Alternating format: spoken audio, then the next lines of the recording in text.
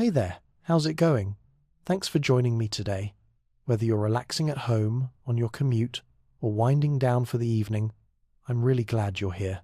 Imagine this. It's 5:10 in the morning on August 30th, 2019. The sky over Crimea is still dark, perfect for stargazing. In a modest observatory, a man named Gennady Borisov settles in behind a telescope he built with his own hands. This isn't some gleaming facility with billion-dollar instruments.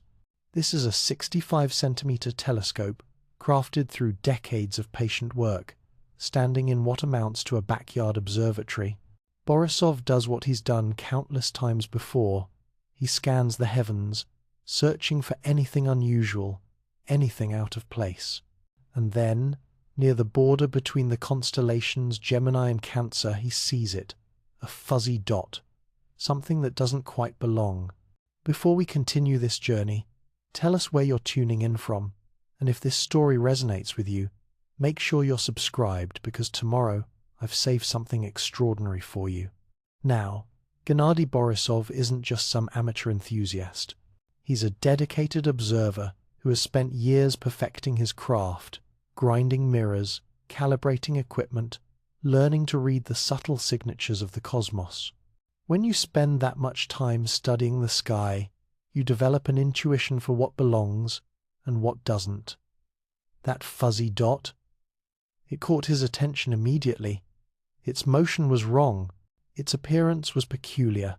Over the next few hours, he carefully documented its position, took measurements, checked and rechecked his calculations.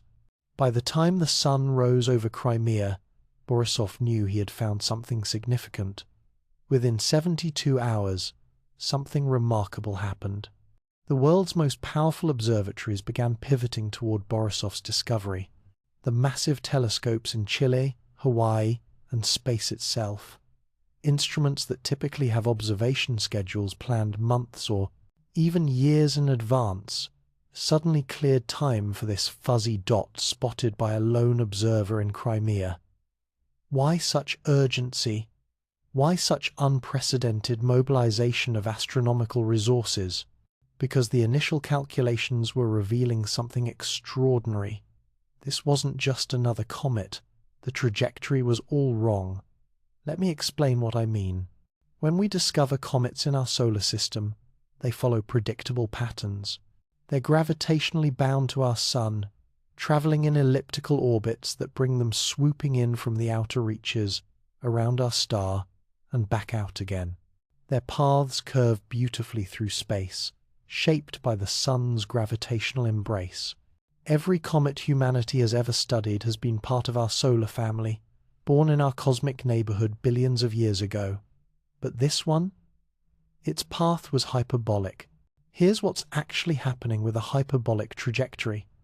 Imagine throwing a ball tied to a string in circles around your head.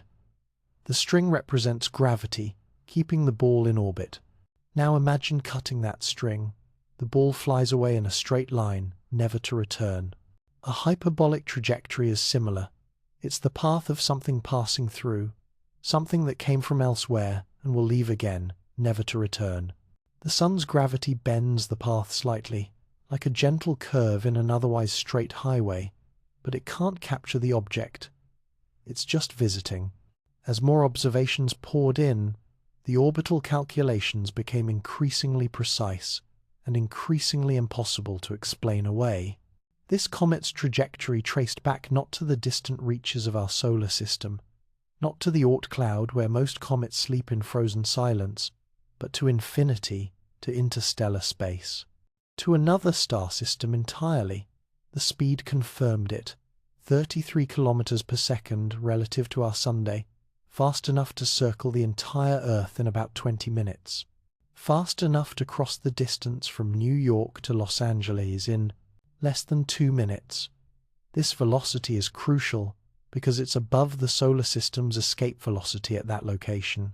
In other words, nothing born in our solar system would be traveling that fast at that distance from the Sunday. This speed signature is the fingerprint of an interstellar origin. The astronomical community erupted with excitement. Within days, Telescopes across the globe and in orbit were training their instruments on this unprecedented visitor. The International Astronomical Union's Minor Planet Center became a hub of feverish activity as observations flooded in from every corner of Earth. Scientists worked around the clock, sharing data across time zones, collaborating with an intensity usually reserved for the most groundbreaking discoveries. Because that's exactly what this was. The first confirmed interstellar comet in human history, an actual visitor from another star system, passing through our cosmic neighborhood, giving us a fleeting chance to study material that formed around an alien sun. Think about what this means for a moment. Every single object humanity has ever studied up close, every asteroid, every comet, every chunk of rock and ice, has been part of our solar family. Born here 4.6 billion years ago from the same swirling disk of gas and dust that formed our sun and planets, we've only ever known our own cosmic backyard. It's like being born in a small village, studying every stone and stream in that village, developing theories about how all villages everywhere must look based solely on your hometown. And then, a stranger walks in from another country entirely. This stranger carries with it the chemical fingerprints of its birthplace, the ratios of different molecules, the particular mix of ices and dust, the structural composition, Fa. All of these are determined by the conditions in which the comet formed. Temperature, pressure, the composition of the original stellar nebula, the size and arrangement of planets in that system, everything leaves its mark. By studying this visitor, we could finally compare our solar system's recipe for making comets with at least one other star's approach. The object was officially designated as 2I/Borisov, where the I stands for interstellar. It was only the second interstellar object ever confirmed, following Oumuamua's mysterious passage through our solar system in 2017. But unlike Oumuamua, which was discovered when it was already leaving, and whose true nature sparked heated debates, asteroid, comet, something else entirely? Borisov was caught early. We would have months to study it, months to gather data, months to unlock the secrets of its alien origin. As September turned to October, the observations intensified. The Hubble Space Telescope, humanity's premier optical observatory in space, received emergency observation time. Hubble's pristine view, unobstructed by Earth's atmosphere, could capture details impossible from the ground. The images revealed a nucleus roughly 500 meters across, about the length of 5 football fields, surrounded by an enormous coma of gas and dust stretching 100,000 kilometers into space. For comparison, that coma is larger than Jupiter, all emanating from a nucleus you could walk across in about 10 minutes. This dramatic transformation from a relatively tiny solid nucleus to an enormous cloud happens as the comet approaches the sunday. Out in the cold depths of interstellar space, comets are frozen solid, inactive, dormant. But as they near a star, solar radiation begins heating the surface. Frozen ices, water, carbon dioxide, carbon monoxide, and other compounds sublimate directly from solid to gas without passing through a liquid phase. These gases stream away from the nucleus, carrying dust particles with them, creating the spectacular coma and tail that make comets so visually striking. What made Borisov particularly fascinating to scientists wasn't just that it came from another star system. It was how it behaved. Despite its exotic origin, despite traveling for millions or perhaps billions of years through the frigid void between stars, despite forming around an alien sun under potentially very different conditions than anything in our solar system experienced, this comet looked surprisingly familiar. It had a tail. It had a coma. It brightened as it approached the sun, exactly as our comets do. At first glance, you might think you were looking at just another ordinary comet from the Oort cloud. This similarity was startling. It suggested that despite vast differences in stellar environments, despite the variety of planetary systems being discovered around other stars, The basic process of comet formation might produce similar results across different stellar neighborhoods, but here's where things get really interesting. When spectroscopic analysis began, when scientists started splitting the light from Borisov into its component colors to identify the specific molecules present, subtle but profound differences emerged. The carbon monoxide content was unusually high, about 50% higher than typical comets in our solar system. This single fact told a powerful story about Borisov's birthplace. Carbon monoxide freezes at extremely low temperatures, even by space standards. For it to remain trapped in high concentrations within a comet, that comet must have formed in regions significantly colder than where most of our solar system's comets originated. We're talking about temperatures below -250 degrees Celsius, conditions that suggest formation much farther from its parent star than our comets typically experienced, or formation around a star cooler and dimmer than our Sunday. Yet alongside this alien chemical signature, familiar molecules appeared. Water, ice, the same compound that makes up much of Earth's oceans. Cyanogen, a compound also found in our comets. Diatomic carbon, another common cometary constituent.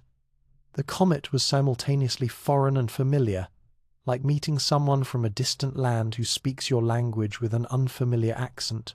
You can communicate, you recognize the basic structure, but the subtle differences reveal they come from somewhere very different. As November arrived and Borisov continued its inward journey toward the Sun, the observations became more urgent. Every telescope that could be trained on this visitor was actively gathering data. Radio telescopes listened for any signals, though finding any would be extraordinary. Infrared instruments measured heat signatures. Optical telescopes tracked the coma's evolution.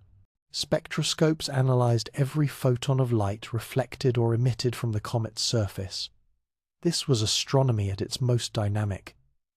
Usually, celestial objects are patient subjects. Stars shine for billions of years. Galaxies evolve over timescales that dwarf human civilization. We can observe them tonight, next month, next year, and they'll still be there, largely unchanged. But Borisov was different. It was a fleeting opportunity. Every day brought it closer to the Sun, and then would carry it away forever, accelerating out of the solar system, never to return. Miss this chance, and humanity would have to wait for the next interstellar visitor, whenever that might come. The pressure on astronomers was immense, but so was the excitement. Graduate students pulled all-nighters processing data. Senior researchers postponed other projects to focus on this unprecedented opportunity. Telescope operators battled bad weather, equipment glitches, and the challenges of tracking a fast-moving target. Everyone involved knew they were part of something historic, a moment that would be written about in astronomy textbooks for generations. On December 8, 2019, Borisov reached perihelion on Sezkar, its closest approach to the Sunday, at a distance of about 2 astronomical units, roughly. Twice Earth's distance from our star, it experienced maximum solar heating. The nucleus became more active, releasing gases at peak rates, giving instruments the strongest possible signal to analyze. This was the moment scientists had been waiting for, the opportunity to gather the richest possible data about this visitor's composition. Then came December 28th, when Borisov made its closest approach to Earth. Still a comfortable 290 million kilometers away, nearly twice the distance from Earth to the Sun, but closer than it would ever be again. Telescopes captured their final detailed images. Spectroscopes recorded their last measurements. Every observation was precious because everyone knew what was coming next. Borisov would accelerate away, racing toward the constellation Telescopium, its hyperbolic trajectory carrying it back to interstellar space. Within months, it would be too faint to observe. Within years, it would be light years away. Within centuries, it might enter another star system, perhaps surprising astronomers there as it had surprised us. But for humanity, this window of observation was closing. And then, in March 2020, something unexpected and dramatic happened. The comet's nucleus fragmented. Under the stress of solar heating, having survived millions or billions of years of interstellar travel, Borisov broke apart. Multiple pieces, each continuing on similar trajectories, each revealing fresh material from deep within the nucleus that had never before seen sunlight. For scientists, this fragmentation was both heartbreaking and exhilarating. Heartbreaking because it meant the comet would fade even faster, as smaller pieces sublimate more rapidly than a single large nucleus. Exhilarating because fragmentation events expose pristine material from the comet's interior, material that has remained frozen and unchanged since the comet's formation billions of years ago. It was like the comet offering one final gift before departing, a glimpse into its very heart. By the time spring turned to summer in 2020, Borisov had faded from view, racing outward at its relentless 33 kilometers per second. The most intensive astronomical campaign in recent history wound down. Telescopes returned to their regularly scheduled observations. Scientists began the long process of analyzing the mountain of data collected during those crucial months. But the story was far from over. In fact, it was just beginning. Because Gennady Borisov's backyard discovery hadn't just revealed one interesting comet, it had opened a window into a cosmos far stranger and more interconnected than we had imagined. What we learned from this single visitor would challenge fundamental assumptions about how solar systems form, how common our own cosmic neighborhood might be, and whether Earth has always been isolated, or if we're part of a vast network of worlds constantly exchanging material through interstellar space. That fuzzy dot, spotted at 5:10 in the morning over Crimea, turned out to be a messenger from the stars, carrying secrets written in chemical code, revealing that our solar system isn't a sealed island but a shore constantly washed by cosmic tides, where visitors from distant suns pass through, bearing witness to the stunning diversity of planetary formation across our galaxy.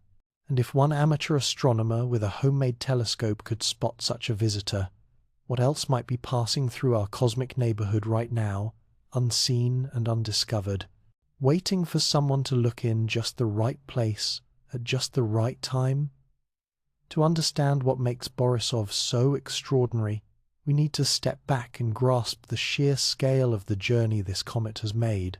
And when I say journey, I'm not talking about years or even centuries. We're talking about a voyage that may have begun when Earth looked completely different than it does today. Picture our planet millions of years ago, maybe tens of millions, maybe hundreds of millions, perhaps even billions. The continents were arranged differently. Life on Earth, if we go back far enough, might have been confined entirely to the oceans. Dinosaurs might not have existed yet, or might have already come and gone. The very landscape of our world was alien compared to what we see today. And somewhere out there in the galaxy, around a star whose name we'll never know, in a solar system we can't identify, a comet was kicked out of its home. How does a comet get ejected from its birth system? The process is violent and dramatic. Imagine a planetary system in its youth, still crowded with debris, where giant planets migrate through the disk of material left over from stellar formation. These gas giants are gravitational bullies, their immense masses warping space around them. When a comet or asteroid passes too close to one of these giants, the gravitational interaction can be catastrophic. Sometimes the object gets captured into a new orbit. Sometimes it gets flung inward toward the star, where it either collides with something or gets vaporized by stellar heat. And sometimes, if the angle is just right, if the speed is just right, if all the variables align in a very specific way, the object gets accelerated to incredible velocities and ejected from the system entirely. This is what happened to Borisov. Some gravitational encounter, perhaps multiple encounters, accelerated it past its star's escape velocity. One moment it was part of a solar family, orbiting reliably on a predictable path. The next moment, cosmically speaking, it was cast out into interstellar space, traveling so fast that its parent star's gravity could never pull it back. But here's what makes this journey so mind-bending. Interstellar space isn't just empty, it's almost perfectly empty. It's emptier than the best vacuum we can create in laboratories here on Earth. In the space between stars, you might find 1 atom per cubic centimeter. For comparison, Earth's atmosphere at sea level contains about 25 billion molecules per cubic centimeter. The vacuum of interstellar space is so profound that a single atom might travel for years, perhaps decades, before colliding with another atom. In this void, temperatures hover around -270 degrees Celsius. That's just 3 degrees above absolute zero, the coldest temperature physically possible. There's no air to carry heat, no nearby star to provide warmth, just the faint background radiation left over from the Big Bang itself, uniformly filling space with its ghostly glow. And through this void, Borisov travelled. 33 kilometers per second. Hour after hour. Day after day. Year after year. Century after century. Millennium after millennium. The comet crossed distances so vast that light itself, travelling at 300,000 kilometers per second, would take years to cover the same spans. The nearest star to our Sun is Proxima Centauri, about 4.2 light-years away. That means light takes 4.2 years to travel from there to here. At Borisov's speed of 33 kilometers per second, that journey would take about 40,000 years. And Proxima Centauri is our nearest neighbour. Most stars in our galaxy are separated by much greater distances. 5 light-years, 10, 20, 50. The spaces between stars are so immense that even at speeds that seem incredible by human standards, crossing them takes geological timescales. During this endless voyage, Borisov was completely isolated.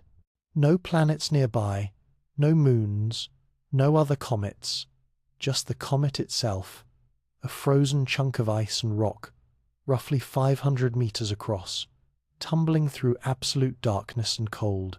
The stars themselves would have appeared fixed, barely moving even over thousands of years, because the distances involved are so enormous that even Borisov's considerable speed barely changed its perspective on the galactic landscape. Think about what this means for the comet's physical state.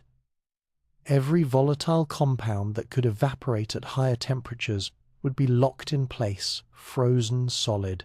Water ice, carbon monoxide, carbon dioxide, methane, ammonia, various organic compounds, DSOP, all frozen harder than steel, compressed together, chemically inactive. The comet was essentially in suspended animation, a time capsule preserving the exact chemical composition it had when it formed around its parent star. No erosion, no weathering, no geological activity, just endless, frozen sleep. The cosmic radiation environment in interstellar space is different from what objects experience within solar systems. Charged particles from distant supernovas, cosmic rays from exotic sources, high-energy photons from the galaxy's most violent phenomena, all of these bombard interstellar travelers. Over millions of years, this radiation can alter surface chemistry, breaking apart complex molecules, creating new compounds, darkening and reddening the surface material. Borisov's surface carried the accumulated effects of this radiation exposure, a record written in chemical changes that scientists would later attempt to decode. But where did this journey begin? From which direction did Borisov approach our solar system? The trajectory calculations point toward the constellation Cassiopeia. When astronomers traced Borisov's path backward, projecting where it must have come from, the line pointed to a region of sky in Cassiopeia. But here's the challenge. Knowing the direction doesn't tell us which star. Cassiopeia contains thousands of visible stars, and behind those, millions more too faint to see without telescopes. Any one of them, or more likely, a star we can't even identify, might be Borisov's home. Moreover, the journey was so long that the original star system itself has moved. Stars orbit the galactic center, each on their own path, their own speed. Our Sun takes about 225 million years to complete one orbit around the Milky Way's center. Other stars move at different rates, depending on their distance from the galactic core and their particular orbital characteristics. Over millions of years, the stellar positions change dramatically. So, even if we knew exactly when Borisov was ejected, and even if we could trace its path backward with perfect precision, by the time we looked at where that path pointed in the past, the star that ejected it would no longer be there. It would have moved on, continuing its own orbital journey around the galaxy. Finding Borisov's birth star is like trying to identify which specific raindrop in a past storm created a puddle you're looking at today, theoretically possible with perfect information, but practically impossible given the complexity and timescales involved.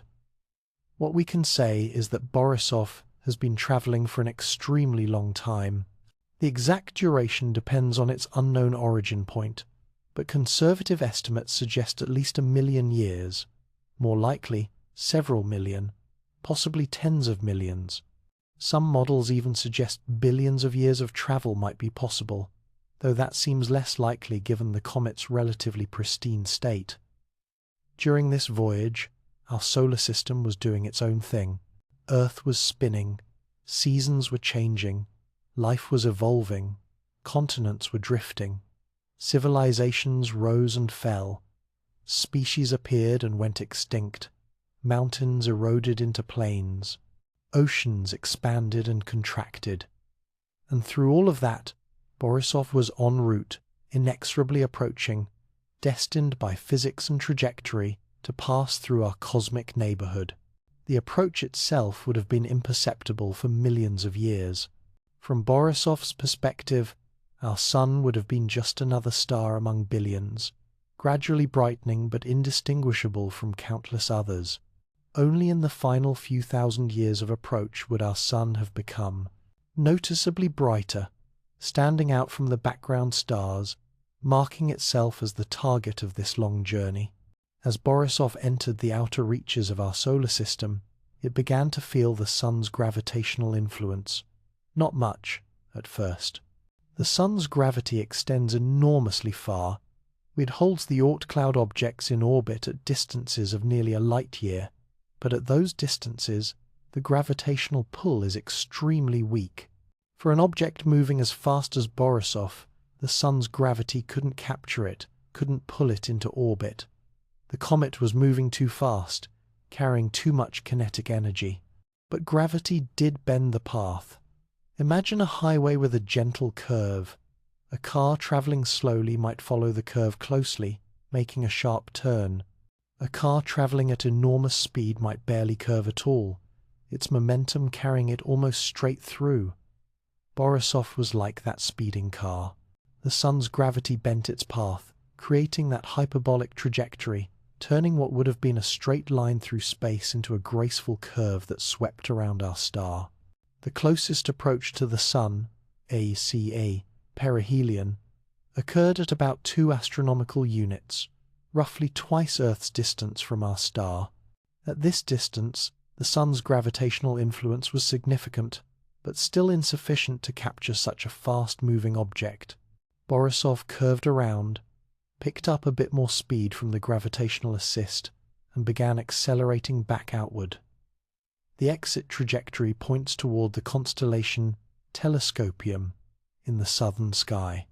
If you could watch from high above the solar system's plane, you'd see Borisov's path as a hyperbola, entering from one direction, curving around the Sun, and departing in a different direction.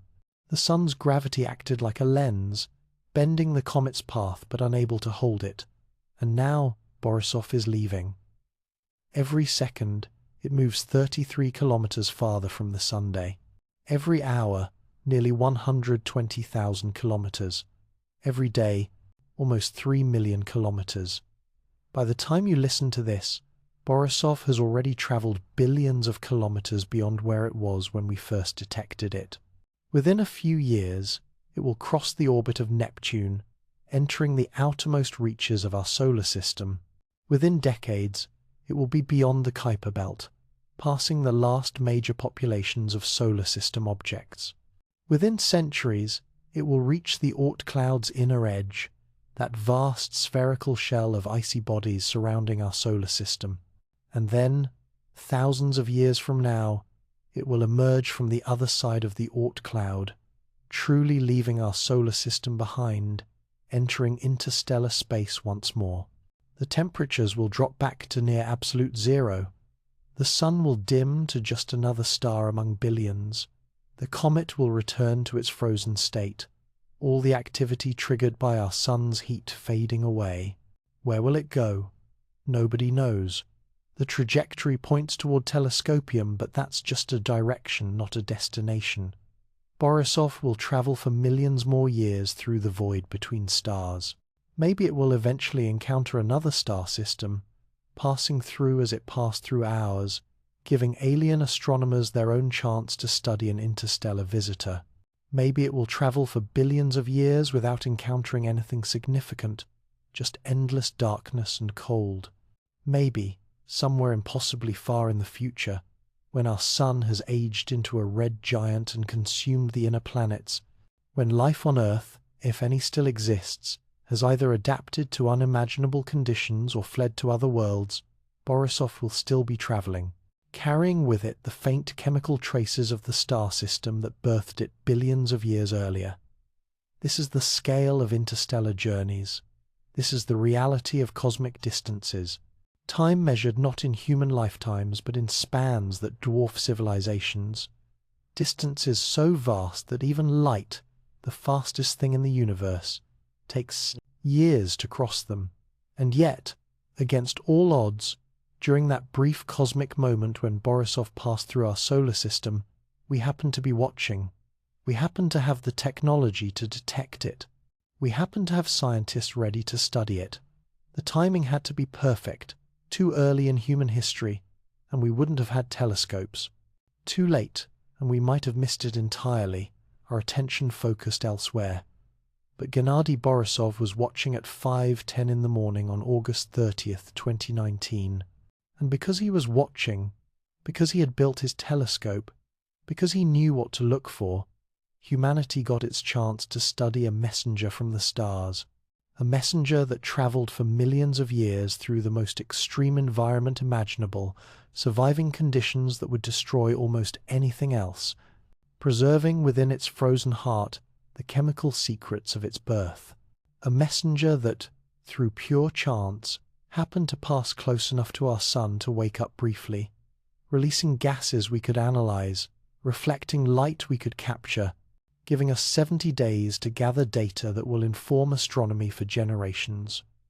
One comet, one trajectory, one brief visit, and in that visit, a window into the vast interconnected nature of our galaxy, where solar systems aren't isolated islands but nodes in a network, where comets and asteroids travel between stars, carrying material and information, where every stellar neighborhood can be studied by proxy through the travelers that pass through. Borisov's epic voyage isn't just its story. It's a preview of countless other journeys happening right now, all around us, as 10,000 interstellar objects pass through our solar system every year, most too faint to detect, most passing unnoticed, but all of them travelers from distant stars, all of them bearing witness to the incredible diversity of planetary formation across our galaxy.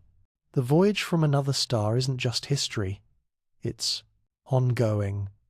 It's happening right now. And we're only just beginning to notice. Now we come to the real treasure that Borisov brought us. I reflect that not just the fact that it came from another star system, but what it told us about that alien world. Deep within this cosmic visitor, locked in its frozen nucleus, lies a chemical recipe unlike anything we've encountered before. And when I say recipe, I mean it quite literally. Every comet is essentially a mix of ingredients, combined in specific proportions, determined by the conditions present when and where it formed. Just like different bakeries might make bread slightly differently based on their local flour, water, and techniques, different star systems create comets with their own unique chemical signatures. The key to reading this recipe is spectroscopy. Let me explain how this remarkable technique works, because it's one of the most powerful tools in astronomy. When sunlight hits a comet's surface, it heats the frozen materials. Those materials sublimate. They go directly from solid ice to gas without passing through a liquid phase. These gases stream away from the nucleus, forming the coma and tail. Now here's the fascinating part. Every molecule absorbs and emits light at very specific wavelengths. It's like each molecule has its own unique barcode written in light. Water molecules absorb and emit light at particular wavelengths. Carbon monoxide has its own distinct pattern. Cyanogen has another. Diatomic carbon has yet another. When we pass the light from a comet through a prism or a diffraction grating, we split it into its component colors, essentially creating a rainbow. But within that rainbow, we see dark lines where specific wavelengths have been absorbed, and bright lines where specific wavelengths have been emitted. These lines are the fingerprints of individual molecules. By analyzing these spectral fingerprints, we can identify exactly what molecules are present in the comet's coma, even from hundreds of millions of kilometers away. We never have to visit the comet, never have to take a physical sample. The light itself carries all the information we need. This is what scientists did with Borisov. Multiple telescopes, using different instruments sensitive to different wavelength ranges, analyzed the light coming from this interstellar visitor. And what they found was absolutely fascinating. The carbon monoxide levels were extraordinary, about 50% higher than any comet we'd previously observed in our solar system. Now, 50% might not sound dramatic, but in astronomy, where we often deal with factors of 2, 10, or even 100, a 50% difference in a fundamental molecule is actually quite significant. It's enough to tell us something profound about where and how this comet formed. Carbon monoxide is a tricky molecule. It freezes at incredibly low temperatures, around -205 degrees Celsius at the low pressures of space. But here's what makes the high concentration in Borisov so informative. Carbon monoxide is also relatively volatile compared to water ice. In regions that are merely cold, carbon monoxide can escape while water ice remains frozen. Only in regions that are extremely cold, below about -250 degrees Celsius, does carbon monoxide get efficiently trapped in comets during formation. What does this tell us? It tells us that Borisov formed in a region significantly colder than where most of our solar system's comets originated. Either it formed much farther from its parent star than our comets typically did, or it formed around a star cooler and dimmer than our Sun, or both. Let me put this in perspective. In our solar system, comets are thought to form in two main regions. Short-period comets originate in the Kuiper belt, beyond Neptune's orbit, about 30 to 50 astronomical units from the Sunday. Long-period comets come from the Oort cloud, which extends from about 2,000 to 100,000 astronomical units. Both regions are cold, but the conditions vary. Borisov's chemistry suggests formation in conditions even more extreme than most of these regions. We're talking about formation perhaps at distances of 100 astronomical units or more from its parent star, or around a star with only a fraction of our Sun's luminosity. This single chemical signature opens a window into a planetary system quite different from our own. But here's where the story gets really interesting. Alongside this alien signature of high carbon monoxide, Borisov also contained thoroughly familiar molecules. Water ice was detected, just as it appears in our comets. This makes sense. Water is one of the most common molecules in the universe, formed from the two most abundant reactive elements, hydrogen and oxygen. Finding water in an alien comet isn't surprising, but it's reassuring. It confirms that the basic building blocks of planetary systems are universal. Cyanogen was also present. That's a molecule made of carbon and nitrogen. We find it in our comets. We find it in interstellar clouds. It's a common product of carbon and nitrogen chemistry in cold environments. Again, familiar territory. Diatomic carbon, two carbon atoms bonded together, showed up in the spectra as well. This is another molecule commonly seen in comets from our own solar system. So we have this paradox. A comet that's clearly from an alien solar system, with chemical ratios that mark it as foreign, yet composed of the same basic ingredients we find in our own cosmic backyard. It's simultaneously strange and familiar, like hearing a song in a language you don't speak but recognizing the melody. What this tells us is profound. The universe doesn't have radically different chemistries in different places. The same elements behave the same way everywhere, following the same physical laws, forming the same basic molecules under similar conditions. But the proportions, the ratios, the specific mixes, these vary based on local conditions, temperature gradients in the protoplanetary disk, the presence or absence of giant planets stirring up material, the luminosity and mass of the parent star, the density of the original nebula. All of these factors influence the final chemical recipe. Think of it like this. Kitchens around the world all use the same basic ingredients: flour, water, salt, sugar, fats, proteins. But the combinations and proportions create vastly different cuisines. Italian pasta is made from the same fundamental ingredients as Mexican tortillas, but the results are completely different. Similarly, Borisov and our solar system's comets are made from the same cosmic ingredients, but mixed in different proportions, revealing different formation histories. The scientists also looked for more complex organic molecules. Organic doesn't mean biological, by the way. It's a chemistry term that simply means molecules containing carbon-hydrogen bonds. These molecules are the building blocks from which life, as we know it, is constructed. Finding them in comets has huge implications for understanding how life's ingredients are distributed throughout the galaxy. Some organic compounds were tentatively detected in Borisov, though the signals were weak and difficult to confirm definitively. This isn't surprising. Organic molecules are complex and often present in small concentrations, making them hard to detect from such enormous distances. But even the possibility of their presence is tantalizing. It suggests that wherever comets form, whatever the local conditions, organic chemistry still happens. The building blocks of life are being cooked up around other stars. Let's talk about what wasn't found, because that's also informative.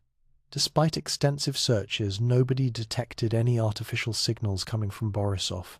Radio telescopes listened carefully for any signs of technology. Maybe some advanced civilization had attached a probe to this comet, using it as a natural spacecraft to explore other star systems. Maybe someone was broadcasting from it. Nothing. Just the natural emissions from sublimating gases and reflected sunlight. This makes sense, of course. The odds that any given interstellar object happens to be carrying alien technology are astronomically small. But scientists looked anyway, because the cost of looking was minimal, and the potential payoff of detection would have been civilization changing. The absence of signals doesn't tell us much. It was always the expected result, but it would have been negligent not to check. Another interesting aspect of Borisov's chemistry relates to its dust-to-gas ratio. As the comet sublimated near the Sun, it released both gases and solid dust particles. By measuring the amount of light reflected by the dust and comparing it to the strength of spectral lines from the gases, scientists could estimate the relative proportions. Borisov's dust-to-gas ratio appeared similar to comets in our solar system. This suggests that the process of planetary formation, at least in terms of how dust and ice get incorporated into comet nuclei, might be relatively universal. You need roughly similar mixtures of rocky material and ices to build comets, regardless of which star system you're in. The color of the dust itself provided more clues. Interstellar radiation exposure, over millions of years, tends to redden and darken surface materials through a process called space weathering. High-energy particles break apart molecules, creating new chemical bonds, often producing dark, carbon-rich residues. Borisov's surface appeared reddish, consistent with prolonged exposure to the interstellar radiation environment. But here's something that surprised researchers. The surface wasn't as red or as dark as some predictions suggested it should be after millions of years of interstellar travel. This might mean the journey was shorter than maximum estimates, or it might mean that the fragmentation event we observed in March 2020 exposed fresher material from deeper in the nucleus, material that hadn't been as heavily processed by radiation. When Borisov fragmented, it gave scientists an unexpected gift. Fragmentation exposes interior material that has been protected from space weathering. It's like cracking open a rock to see the fresh surface inside, versus looking at the weathered exterior. The spectra obtained after fragmentation showed slightly different properties than earlier observations, supporting the idea that we were indeed seeing less processed material from the comet's interior. This interior material represents the most pristine sample we could hope for, material that has remained largely unchanged since the comet's formation billions of years ago. Frozen in interstellar space, protected from the sun's heat and radiation during most of the comet's journey, this material is a time capsule from an alien planetary system's youth. The calcium and sodium emissions detected from Borisov also told a story. These atoms are released when certain minerals in the dust particles get vaporized by intense sunlight. The presence of these emissions confirmed that Borisov contained rocky material mixed with its ices, just like our comets. The specific ratios of different metallic emissions can even hint at the types of minerals present, though interpreting these signals is complex and somewhat ambiguous. One of the most intriguing possibilities raised by Borisov's chemistry relates to what it means for the diversity of planetary systems. Before this comet, we had indirect evidence of chemical diversity, exoplanet atmospheres with varying compositions, spectroscopic observations of protoplanetary disks showing different molecular abundances. But Borisov gave us direct, detailed, chemical analysis of material from another star system. That high carbon monoxide ratio isn't just a curiosity, it's evidence that planetary systems can form under conditions significantly different from what we experienced. Some systems might be colder overall, some might have different ratios of carbon to oxygen to nitrogen, some might have experienced different sequences of planet formation, with giants migrating at different times, stirring up different regions of the protoplanetary disk.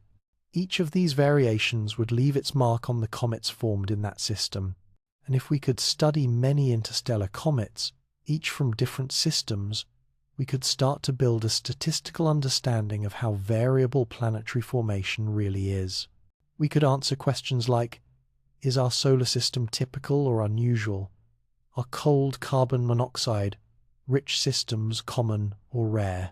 Do most systems form Jupiter-like giants that disrupt comet populations, or are quiet systems with no major disruptions more prevalent? Borisov is just one data point, but it's an incredibly valuable one. Before August 2019, our data set for comet chemistry consisted entirely of objects from our solar system. Now we have at least two systems to compare, ours and whatever system created Borisov. That's not enough for robust statistics, but it's a start. It proves that comparison is possible, that we can read these chemical fingerprints even across interstellar distances. The implications extend beyond just understanding planetary formation. If comets from different systems have detectably different chemical compositions, and if these comets occasionally strike planets, then they deliver different mixtures of volatiles and organic molecules to those planets. Earth's oceans might have been partially filled by comet impacts during the late heavy bombardment about 4 billion years ago. The organic molecules that eventually led to life might have been delivered the same way. If true, then Earth's specific chemical heritage, 10 the particular mix of molecules that led to life here, might depend partly on which comets happen to hit us, which in turn depends on their formation history in our solar system. A planet in another system, receiving comets with different chemistry like Borisov's high carbon monoxide recipe, would have a different starting chemical inventory. Would life emerge differently there? Would it use different biochemistry? Would it be more or less common? These questions go far beyond what Borisov alone can answer, but the comet points the way toward how we might tackle them. By studying more interstellar visitors, by cataloguing their chemical differences, by understanding what those differences tell us about their birth environments, we can start to map the chemical diversity of planetary systems across our galaxy. And from there, we can begin to understand how chemical diversity translates to biological possibility, whether life's emergence is tightly constrained by chemistry, requiring very specific conditions, or whether it's flexible, capable of adapting to whatever chemical environment it finds itself in. One frozen visitor, 500 meters across, traveling for millions of years through the void between stars, carrying in its chemical fingerprint the story of a world we'll never see, a world that might have planets, that might have life, that might, right now, be experiencing its own seasons, its own weather, its own evolution of complexity. We'll never know for certain. Borisov can't tell us about planets or life in its home system. It can only tell us about the cold, outer regions where comets form. But even that fragment of information is precious because it's real data from a real place beyond our cosmic neighborhood. It's evidence that we live in a galaxy full of worlds, each with its own story, each with its own chemistry, each potentially harboring its own chapter in the universe's grand narrative of complexity and emergence. And the message is clear: the universe is diverse. Not chaotically so, the same physical laws apply everywhere, but within those laws there's room for variation, for different outcomes, for planetary systems that look and behave somewhat differently than our own. Borisov came from one of those systems, and the fact that we could detect and study it means we can, in principle, study many more. The moment Borisov's interstellar origin was confirmed, something extraordinary happened in the global astronomical community. A scramble unlike anything seen in recent memory began, because everyone understood one crucial fact: this opportunity would never come again. Think about the typical pace of astronomy. Most celestial objects are patient subjects. Want to study a particular galaxy? It'll be there tonight, next month, next year, and 1,000 years from now, looking essentially the same. Planning to observe a specific star cluster? Take your time. It's not going anywhere. This patient, methodical approach is how astronomy usually works. Proposals are submitted, reviewed, scheduled, months or even years in advance. Observing time on major telescopes is precious, allocated carefully, planned meticulously. Borisov shattered that orderly process.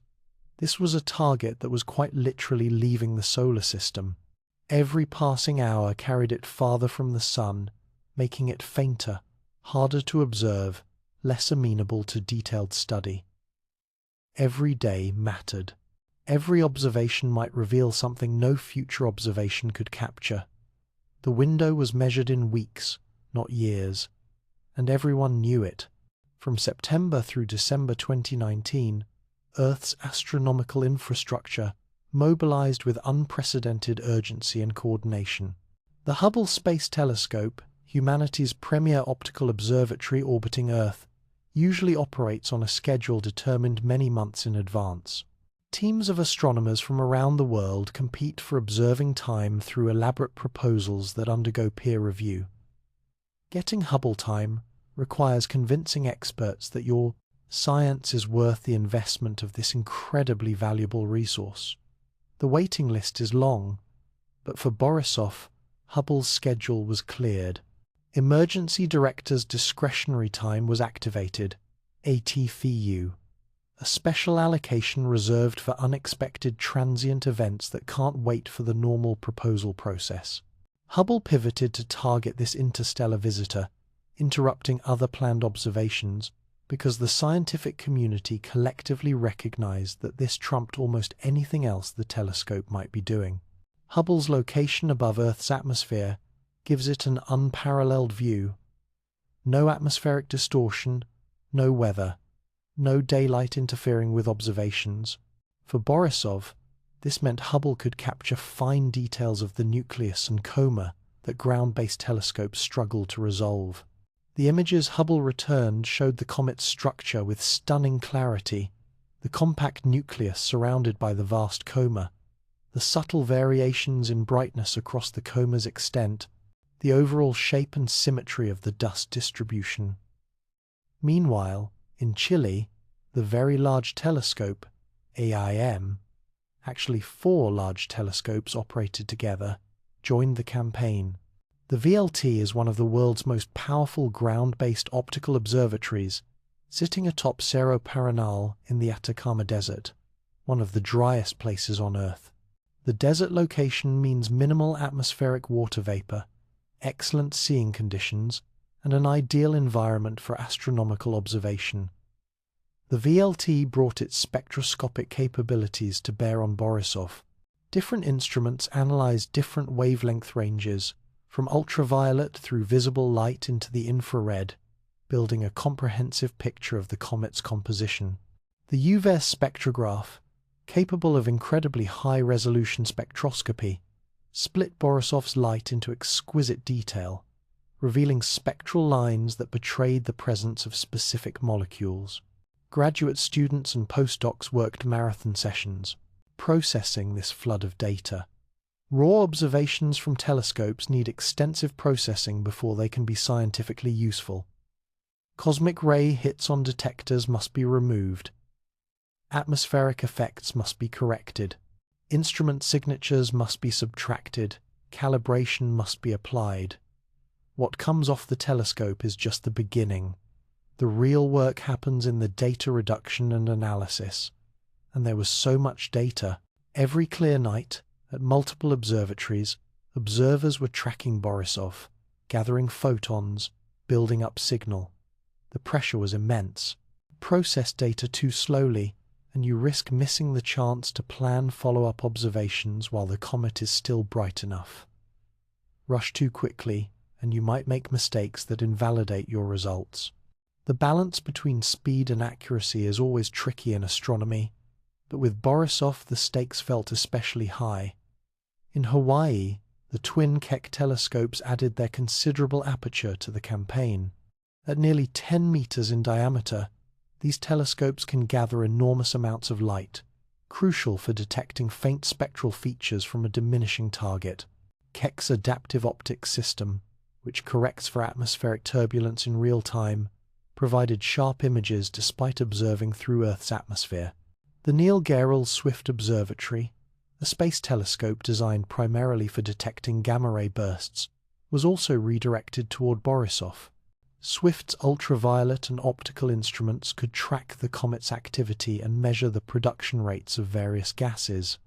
Unlike ground-based telescopes, Swift could observe Borisov continuously during Earth's daylight hours, gathering data when ground observatories were shut down by sunlight. Radio telescopes joined the effort too. The Atacama Large Millimeter Array in Chile, consisting of 66 radio dishes working together as a single instrument, observed Borisov in millimeter wavelengths. At these wavelengths, different molecules emit characteristic lines, and ALMA is exquisitely sensitive to them.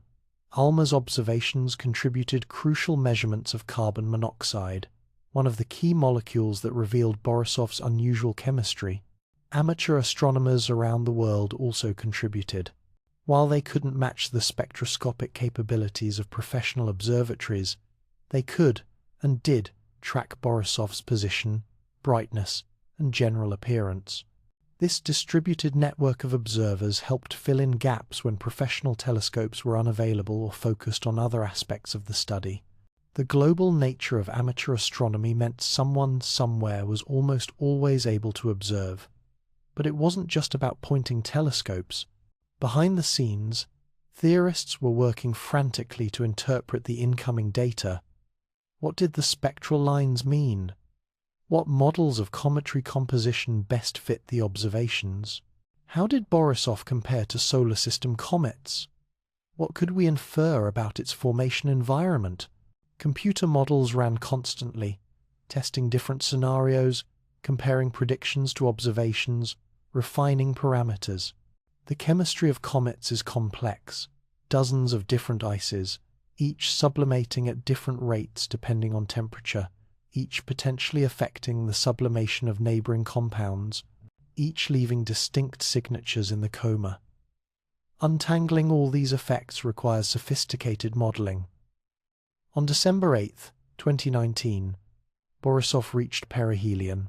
This was the moment of closest approach to the Sun, when solar heating reached its maximum intensity, when the comet's activity peaked. Every observatory with access to Borisov was observing intensely. This was the moment when the most gas would be released, when spectral signals would be strongest, when the chance of detecting trace species was best. The images from perihelion showed the coma at its most extensive, stretching 100,000 kilometers into space, wider than Jupiter, all emanating from a nucleus you could cross in a 10-minute walk. The contrast between the tiny solid nucleus and the enormous cloud it produced was visually striking and scientifically revealing. It showed just how active comets become when exposed to stellar radiation, how a relatively small object can transform into something spectacular. 20 days later, on December 28th, came the next milestone, closest approach to Earth. At 290 million kilometers, nearly twice the Earth-Sun distance, this wasn't exactly close by human standards, but it was as close as Borisov would ever get to our planet. This was the moment of minimum distance, minimum light travel time, maximum apparent brightness from our perspective. Telescopes worldwide captured what they could. Every photon counted. Every observation added to the dataset. Every spectral measurement might reveal something new. The urgency was palpable because everyone knew what came next. After perihelion and Earth closest approach, Borisov would begin its long fade, moving away from the Sun, receiving less heat, sublimating less vigorously, producing less gas and dust, reflecting less light. The comet would dim week by week, month by month, gradually slipping below the detection threshold of even the largest telescopes. Telescope operators battled numerous challenges during this period. Weather was the constant enemy. Clouds, storms, atmospheric turbulence all interfered with observations. Equipment failures happened. Instruments needed recalibration. Scheduling conflicts arose as different research teams competed for the same observing windows. One particularly frustrating aspect was coordinating observations across different time zones and hemispheres. Borisov's position in the sky meant it was best visible from certain latitudes during certain seasons. Northern Hemisphere observers had good access at some times, Southern Hemisphere at others. Trying to maintain continuous coverage required careful coordination and sometimes involved observers staying up at odd hours to catch the comet when it was optimally placed. The graduate students manning these observations have their own stories. 20-hour days became routine for some, sleep schedules inverted to match telescope availability, caffeinated drinks fueled analysis sessions that stretched from evening into dawn. Social lives were put on hold. Everything revolved around Borisov, and it wasn't just the observational pressure. There was publication pressure too. In science, being first to publish a discovery or analysis carries significant weight. Multiple teams were analyzing the same data types, racing to extract insights and get papers submitted. Professional reputations and career advancement hung in the balance. The combination of scientific urgency and professional competition created an electric atmosphere in the astronomical community. Yet despite the competition, collaboration also flourished. Data was shared through the Minor Planet Center and other international databases. Teams communicated about observing strategies. When one telescope had bad weather, others picked up the slack. The recognition that this was a once-in-a-career opportunity fostered a spirit of cooperation alongside the competition. Social media played an interesting role. Professional astronomers shared updates on Twitter and other platforms, building public excitement while also coordinating observations and discussing preliminary findings. The general public could follow along in near real time as this interstellar visitor was studied. Images from Hubble and other facilities were released quickly, allowing everyone to see what astronomers were seeing. Then came the fragmentation event in March 2020. Nobody predicted it, nobody expected it. But suddenly, instead of a single nucleus, multiple pieces were visible. The comet had broken apart. At first, there was confusion. Was this a misidentification, a processing artifact in the images? But as more observations confirmed the fragmentation, the initial confusion gave way to a complex mix of emotions. Disappointment that the comet was now dying faster, excitement that fresh interior material was being exposed, urgency to observe the fragments before they dispersed completely. Fragmentation isn't unusual for comets, but the timing and circumstances were unexpected.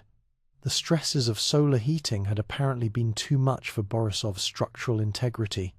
After surviving millions of years in the frozen stillness of interstellar space, after enduring cosmic radiation and micrometeorite impacts, the comet was undone by a few months near the Sunday. But from a scientific perspective, this was fascinating. Fragmentation reveals how comets are put together. Are they solid chunks of ice and rock, loose aggregates of smaller pieces, layered structures with different compositions at different depths?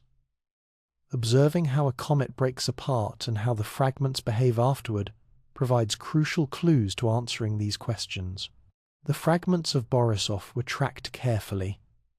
Their trajectories, slightly different from each other due to small velocity differences imparted during the breakup, were measured. Their individual brightnesses, indicating their sizes, were monitored. Their rates of fading, showing how quickly each piece was sublimating away, were recorded.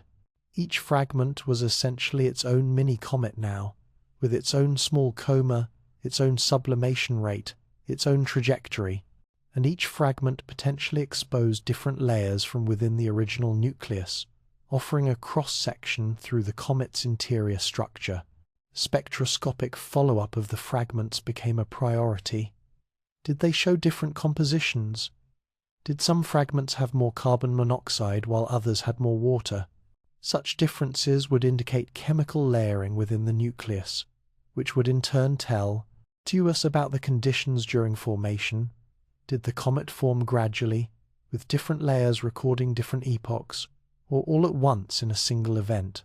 The results suggested relatively uniform composition across the fragments, though the measurements were difficult and somewhat ambiguous.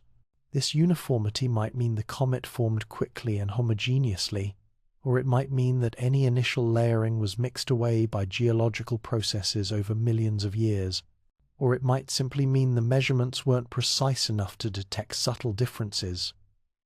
As spring turned to summer in 2020, the fragments continued to fade. By June, only the largest pieces remained visible, and even those were testing the limits of detection. By July, Borisov, EB, or what remained of it, had faded beyond the reach of Earth's telescopes. The 70-day intensive observing campaign from September to December had been the core of the effort, but observations had actually continued for nearly 10 months total, from August 2019 discovery through roughly June 2020. Compared to the millions of years Borisov spent traveling through interstellar space, this window of observation was breathtakingly brief. Yet, in those 10 months, astronomers gathered more than 50 scientific papers worth of data, measurements of composition, activity, nucleus size, rotation period, dust properties, gas production rates, trajectory refinements, ever minuser. The dataset was rich and multifaceted. Different teams extracted different insights. Different analysis techniques revealed different aspects of the comet's nature. Some papers focused on narrow technical aspects, AZC, the precise detection of a single molecule or the exact measurement of the dust-to-gas ratio at a specific time. Others took broader perspectives, comparing Borisov comprehensively to solar system comets, or discussing the implications for planetary system formation. Still others were theoretical, using Borisov as a Meston, a test case for models of interstellar object dynamics or cometary evolution. The pace of publication was unusually fast for astronomy. Normally, observation, analysis, and publication take months or years, but with Borisov, some papers appeared within weeks of key observations. The urgency of the situation, combined with the high profile of the discovery, motivated teams to work faster than usual. Peer review was expedited. Journals fast-tracked relevant submissions. Looking back, the logistical achievement is as impressive as the scientific one. Coordinating dozens of telescopes across multiple continents and in orbit, involving hundreds of professional astronomers and countless amateur contributors, processing and analyzing massive datasets under intense time pressure, publishing results while the target was still observable. This was astronomy, operating at peak efficiency and coordination. But efficiency came at a cost. The researchers involved in the Borisov campaign were exhausted by the end. The relentless pace, the constant pressure, the competition, the fear of missing something important, it all took a toll. Some took extended breaks after the comet faded. Some turned immediately to analyzing the accumulated data in more depth, mining it for subtler signals that the initial rush had missed. And there was also a sense of loss when Borisov finally faded from view. This visitor had occupied the thoughts and efforts of the astronomical community for months. Its presence had been a constant focus, a shared purpose. When it disappeared, there was almost a sense of emptiness. What now? What's the next big thing? Will we ever see another interstellar visitor like this? The answer to that last question, as we'll explore, is almost certainly yes. But at that moment, with Borisov gone, racing away into the darkness at 33 kilometers per second, growing fainter and more distant with each passing day, there was no guarantee when the next opportunity would come. The 70-day race against time had been won in the sense that astronomers had extracted enormous amounts of data while the opportunity existed. The mission was accomplished. The comet had been studied thoroughly, but it had also been lost, not lost in the sense of not knowing where it is, but lost in the sense that it's now beyond our reach, beyond our ability to observe, continuing its journey through the cosmos without us. Those 70 days, that frantic period from September to December 2019, represent one of astronomy's finest hours, a demonstration of what the global scientific community can accomplish when faced with a fleeting opportunity, a showcase of human curiosity and determination, a testament to the technologies we've built and the knowledge we've accumulated. One interstellar visitor, 10 months of observations, 70 days of peak intensity, dozens of telescopes, hundreds of astronomers, thousands of hours of observing time, millions of photons captured and analyzed. And from all of that effort, a dataset that will be analyzed for years to come, yielding insights not just about one comet, but about planetary formation, about the diversity of stellar systems, about the nature of interstellar space, about how materials spread through our galaxy. The race against time was successful. We captured the data while we could, and now comes the next phase, understanding what it all means. Before August 30th, 2019, Humanity's understanding of how planetary systems work was based on a sample size of 1. Our solar system. That's it. That's all we had for direct, detailed study. Sure, we'd detected thousands of exoplanets by that point. We'd measured their sizes, their masses, their orbital periods. We'd even analyzed some of their atmospheres, detecting molecules like sodium, potassium, water vapor. But these were indirect measurements, glimpses from enormous distances. We'd never held extraterrestrial, planetary system material in our hands, never analyzed it in detail, never compared its chemistry directly to our own. It's like knowing only your hometown and trying to understand how all cities everywhere are built. You might notice patterns in your town, the way streets are laid out, where commercial districts cluster, how residential areas spread, and you might assume that's how cities work. But until you visit other cities, see their different layouts, their different solutions to similar problems, you can't know whether your hometown is typical or unusual. That was humanity's situation with planetary systems. We knew ours intimately. We could theorize about others, but we had no direct comparison. Borisov changed that, and what it revealed was both reassuring and puzzling. The reassuring part? Comets from other star systems look recognizably like comets. They have nuclei. They develop comas and tails when heated. They're made of familiar molecules: water, carbon compounds, nitrogen compounds. The basic recipe for making a comet seems to be universal. This makes sense from a physics and chemistry perspective, but it's still comforting to confirm. The puzzling part? The proportions are different. That 50% higher carbon monoxide ratio isn't just a curiosity. It's evidence that Borisov formed under conditions noticeably different from where our comets originated. Not radically different, we're not talking about exotic chemistry or unknown molecules, but different enough to be detectable, different enough to tell us something profound. Planetary systems can follow similar rules yet produce somewhat different outcomes. Let me explain what this means for our understanding of how planets form. Current theory holds that planets coalesce from protoplanetary disks, vast, swirling clouds of gas and dust surrounding young stars. The temperature in these disks varies with distance from the star. Close in, it's hot enough to vaporize most materials, except the most refractory, metals and silicates. This is where rocky planets like Earth form. Farther out, it's cold enough for water ice to condense. This snow line marks a crucial boundary where planet formation suddenly has access to much more material, allowing gas giants like Jupiter to form. Even farther out, beyond the orbits of giant planets, smaller objects made primarily of various ices accumulate. These become the comets and Kuiper belt objects.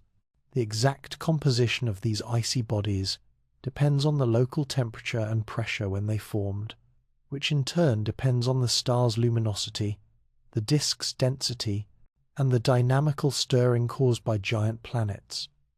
Here's what's fascinating. All planetary systems presumably follow this basic pattern, but the details vary. A more massive star burns hotter and pushes the snow line farther out. A denser protoplanetary disk might have different temperature gradients. Giant planets forming at different distances create different patterns of gravitational stirring.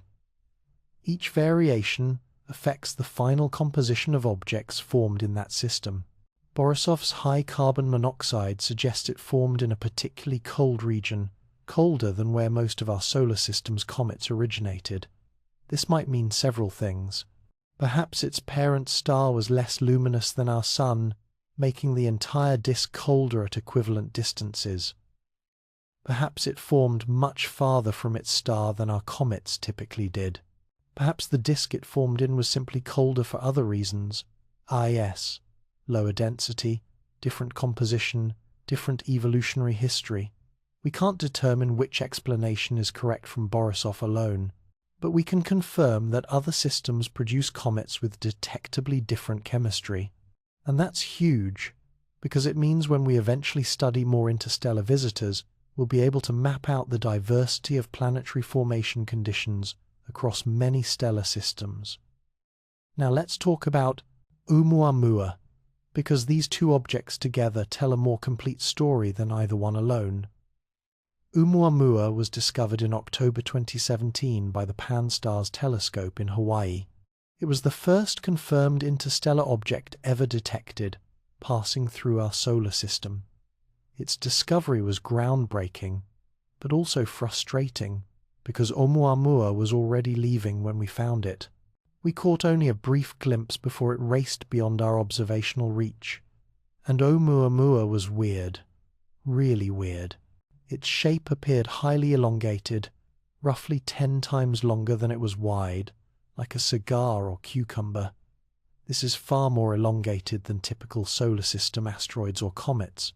It tumbled chaotically as it travelled, its rotation complex and irregular. Most puzzlingly, as it flew away from the Sun, it accelerated slightly more than gravity alone could explain. This non-gravitational acceleration sparked intense debate. Comets routinely show non-gravitational accelerations because sublimating gases act like tiny rocket engines, pushing the nucleus in whatever direction the gases are streaming. But Oumuamua showed no visible coma, no tail, no spectroscopic evidence of gas release. So what was pushing it? Theories proliferated. Maybe it was outgassing something invisible at optical wavelengths. Maybe it was covered in a dark crust that prevented most gas release. Maybe it had an unusual composition. One paper even suggested, somewhat controversially, that it might be a light sail, too either natural or artificial, pushed by solar radiation pressure. The debate about Oumuamua continues because we simply don't have enough data to resolve the ambiguities. It was visible for only a few weeks. Its light curve, how its brightness changed as it rotated, was strange and hard to interpret. We got some information, but not nearly enough to definitively characterize this first interstellar visitor. Borisov, by contrast, was straightforward. It looked like a comet. It behaved like a comet. It had a coma and tail. Its spectroscopy showed familiar molecular species. Its light curve made sense for a rotating nucleus surrounded by dust. There was no mystery about what it was, just interesting questions about where it came from and how it compared to our comets. Together, Oumuamua and Borisov established something crucial. Interstellar objects come in different types. Some are asteroidal, some are cometary, and some might be ambiguous or exotic. This diversity matches what we see in our own solar system, where we have both asteroids and comets, plus various intermediate objects and outliers. But here's where the numbers get really interesting. Based on the detection of these two objects and the survey completeness of telescopes like Pan-STARRS, astronomers can estimate how many interstellar objects pass through the inner solar system. The calculations suggest roughly 10,000 per year. Let me repeat that. 10,000 interstellar objects pass through our solar system every year. Most are small and faint, too dim to detect with current technology. But they're there, silently streaming through, visitors from other stars, passing through our cosmic neighborhood on their own endless journeys. Think about what this means. At any given moment, there are interstellar objects crossing Earth's orbit, flying between the planets, traversing the asteroid belt.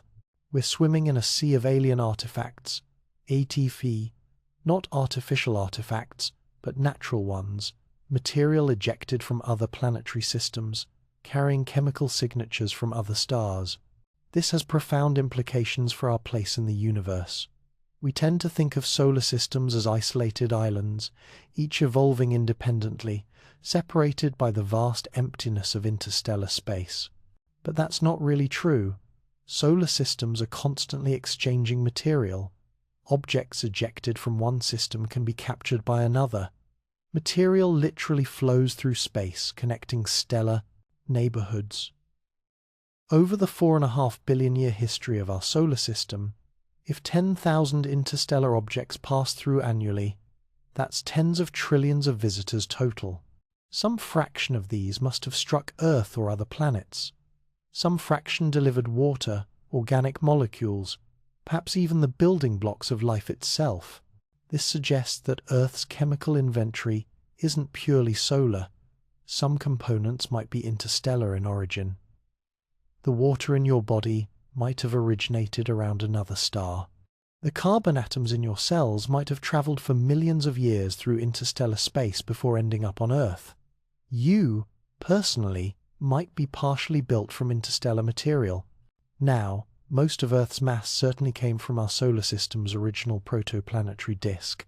But even a small contribution from interstellar sources could be significant, especially for volatile compounds and organic molecules that are crucial for life, yet represent a tiny fraction of Earth's total mass.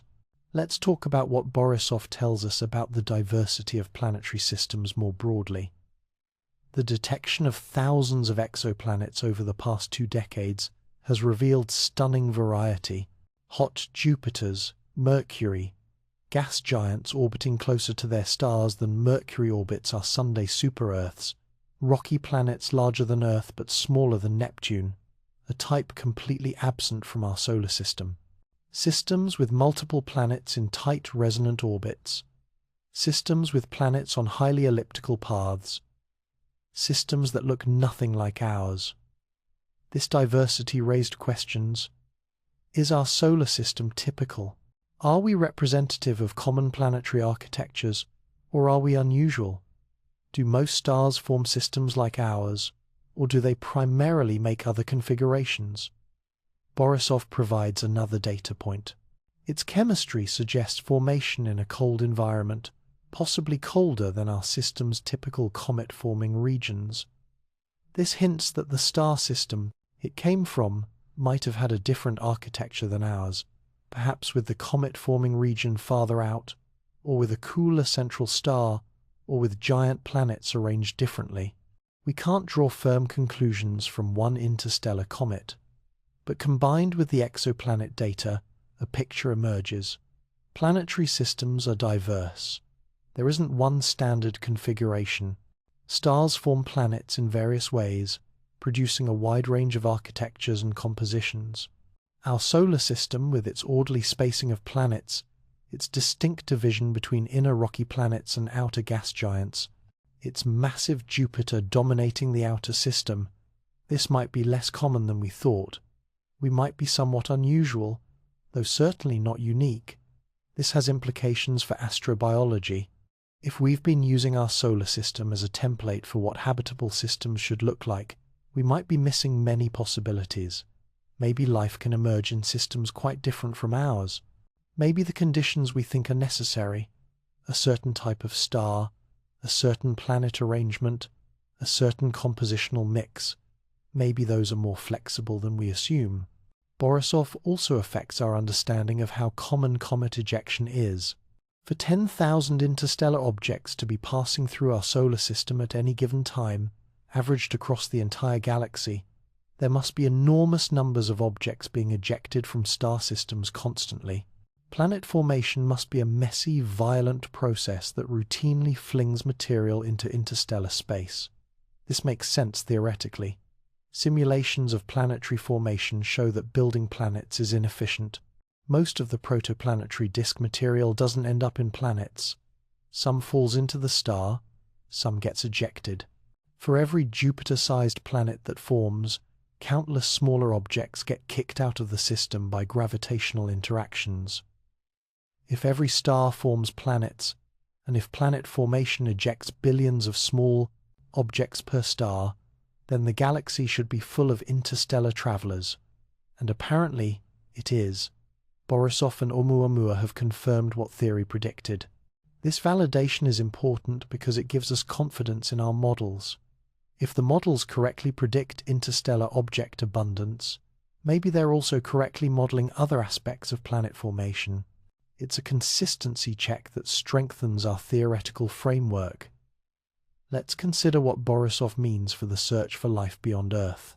One way life might spread through the galaxy is panspermia, the transfer of living organisms or their precursors between worlds.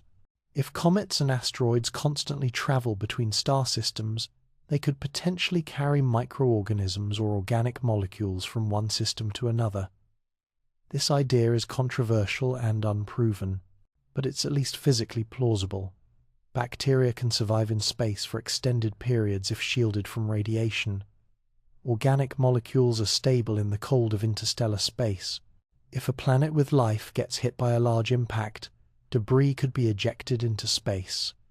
Some fraction of that debris might escape the system entirely, and some fraction might eventually enter another system and strike a planet there.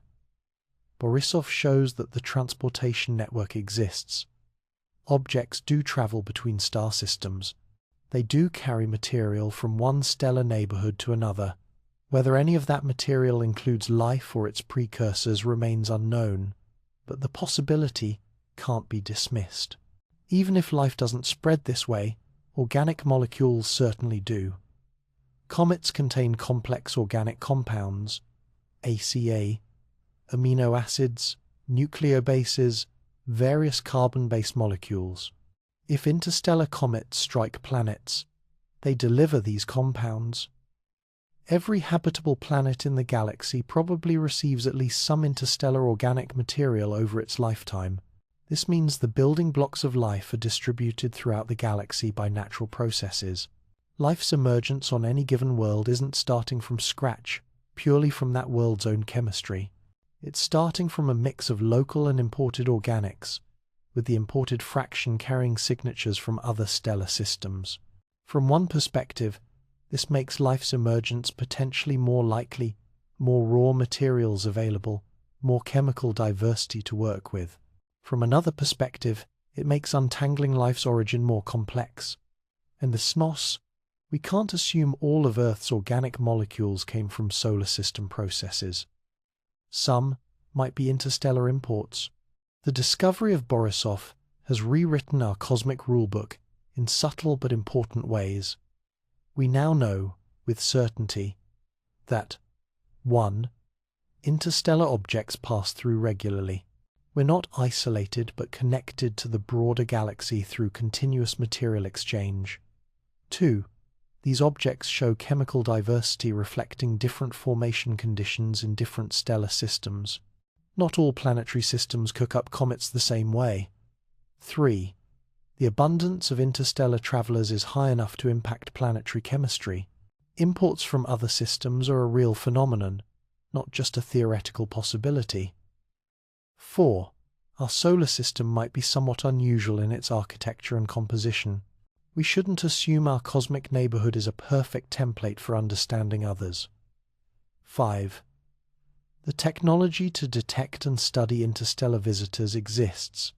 This isn't future science. It's happening now. We can do this kind of astronomy with current instruments. These insights emerge from studying one comet spotted by one amateur astronomer with a homemade telescope. Imagine what we'll learn when we detect hundreds of interstellar visitors, when we can compare their chemistries systematically, when we can map the diversity of planetary formation across our galactic neighborhood in detail. The cosmic rulebook isn't being thrown out. The basic physics and chemistry still apply. Stars still form from collapsing gas clouds. Planets still coalesce from protoplanetary disks. Gravity still governs orbital dynamics. None of that has changed. But the details, the variations, the range of possible outcomes, that's being rewritten. The universe is more diverse, more interconnected, more dynamic than we previously appreciated. And every new interstellar visitor will teach us more, will add another data point to our understanding, will help us map the full range of how stars build planetary systems. We're at the beginning of a new era in astronomy, an era where we don't just observe distant planetary systems indirectly through their starlight, an era where those systems send us samples delivered by natural spacecraft, carrying direct physical evidence of their chemistry and formation history. Borisov was the second such sample, but it won't be the last, not by a long shot. The study of Borisov was reactive. We spotted it by chance, scrambled to observe it, and managed to gather crucial data before it disappeared. But even during that frantic observation campaign, astronomers were already thinking ahead. If interstellar visitors pass through regularly, Why wait for chance detections? Why not prepare? The future of interstellar object astronomy isn't passive observation, it's active hunting, and the tools for that hunt are already being built. The Vera Rubin Observatory, currently under construction in Chile, will revolutionize how we detect transient and moving objects in the sky. Named after the astronomer who provided crucial evidence for dark matter, this facility will house an 8.4-meter telescope with a field of view so large it can image an area equivalent to 40 full moons in a single exposure. But the real power lies in the camera. The Legacy Survey of Space and Time, camera, LSST for short, will be the largest digital camera ever built for astronomy. 3.2 billion pixels.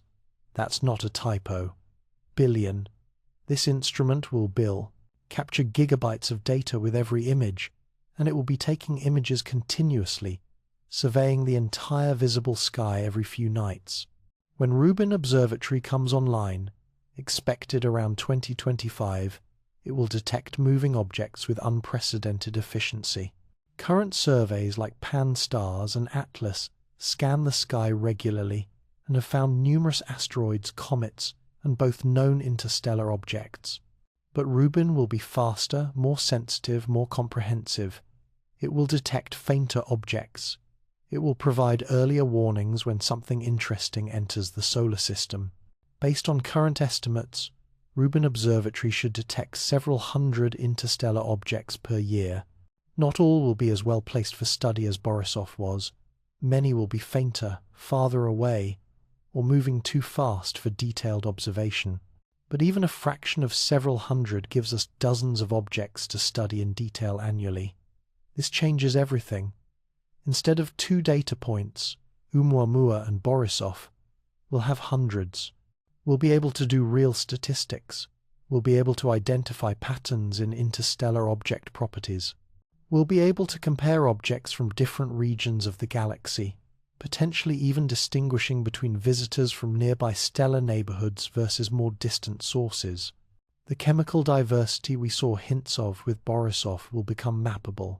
We'll identify high carbon monoxide comets, low carbon monoxide comets, objects with unusual dust properties, objects with peculiar activity patterns. Each subclass will tell us about different formation conditions in different stellar systems, but detection is only the first step. The really exciting possibility is interception. Think about the Borisov observation campaign. We did remarkably well given that we were observing from Earth orbit at best, more commonly from ground-based telescopes. But imagine if we could send a spacecraft to actually visit an interstellar object, to fly alongside it, to take close-up images, to sample its coma directly, to map its surface in detail. The science return would be orders of magnitude better than remote observation. Instead of inferring composition from spectral lines, we could measure it directly with mass spectrometers. Instead of estimating nucleus size and shape from light curves, we could image the surface at meter-scale resolution. Instead of guessing about structure from fragmentation events, we could map density variations directly. This isn't science fiction. Mission plans exist. Spacecraft designs have been drawn up. The physics is understood. It's technically challenging, certainly, but it's achievable with current or near-future technology. The European Space Agency has already committed to this concept with the Comet Interceptor mission, scheduled to launch in 2029. This is a spacecraft designed specifically to chase down pristine comets, either long-period comets entering the inner solar system for the first time, or ideally, an interstellar visitor. Here's how Comet Interceptor will work. The spacecraft launches and travels to the L2 Lagrange point, about 1.5 million kilometers from Earth in the direction away from the Sunday. This is a gravitationally stable location where the spacecraft can wait, parked in space, requiring minimal fuel to maintain its position. And then it waits, possibly for years, watching, monitoring surveys like Rubin for suitable targets. The spacecraft is designed to remain dormant but ready, able to activate on short notice when something interesting is detected. When a suitable target appears, a pristine comet or, hopefully, an interstellar visitor, Comet Interceptor, will fire its engines and begin pursuit. The mission is designed as a multi-spacecraft system, one main spacecraft and two smaller probes that will separate during the encounter, allowing observations from multiple angles simultaneously. The flyby will be fast. Typical encounter speeds might be tens of kilometers per second, 40, but even a few minutes of close-up observation will gather data impossible to obtain from Earth. High-resolution images of the nucleus surface, direct sampling of coma gases with mass spectrometers, measurements of dust, particle sizes and compositions, mapping of any jets or active regions on the surface.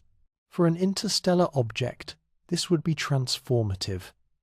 We could determine the nucleus composition directly, rather than inferring it from spectroscopy. We could see the surface texture and morphology, revealing whether the object has been resurfaced by geological activity or preserves its primordial appearance. We could sample isotopic ratios, ICOSA, the relative abundances of different isotopes of elements like hydrogen, carbon, oxygen, which provide powerful constraints on formation conditions. But Comet Interceptor is just the beginning. More ambitious mission concepts are being studied.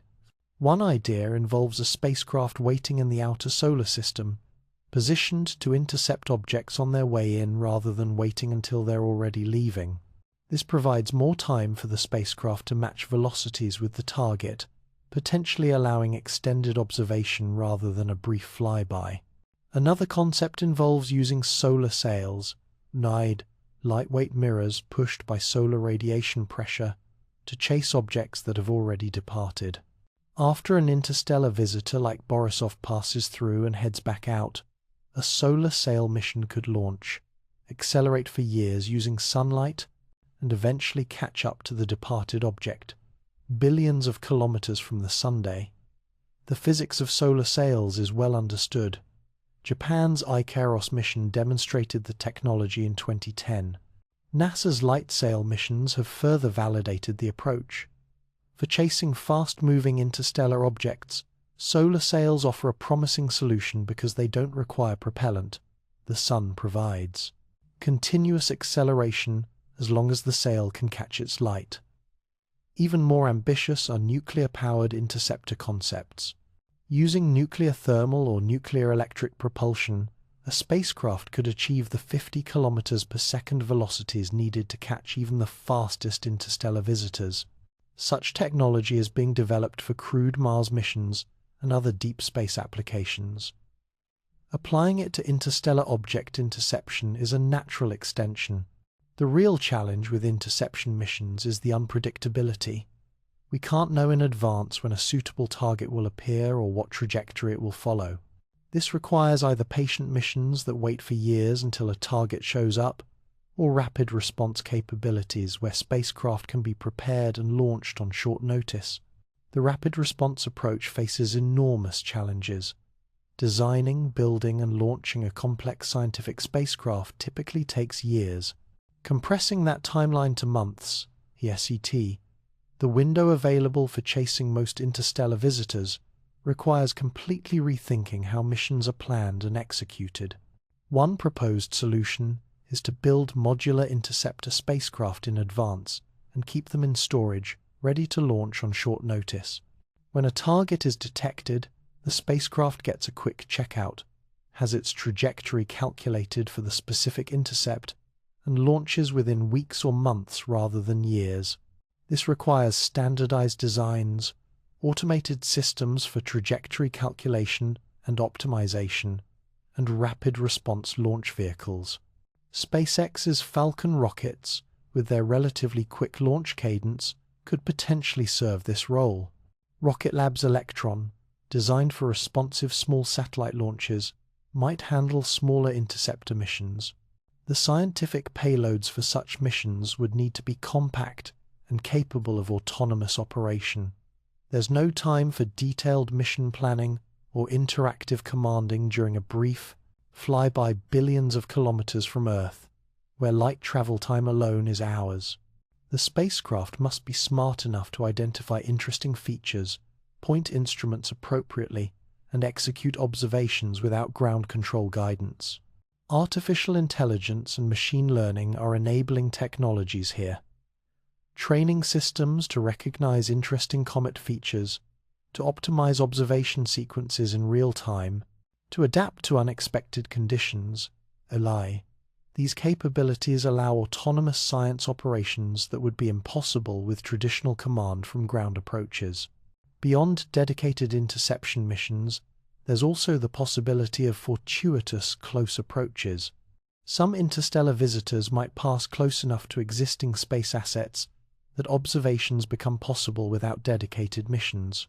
Telescopes on the Moon, once established, could provide stable, long-term observation platforms. Space stations could carry opportunistic instruments designed to quickly study passing objects.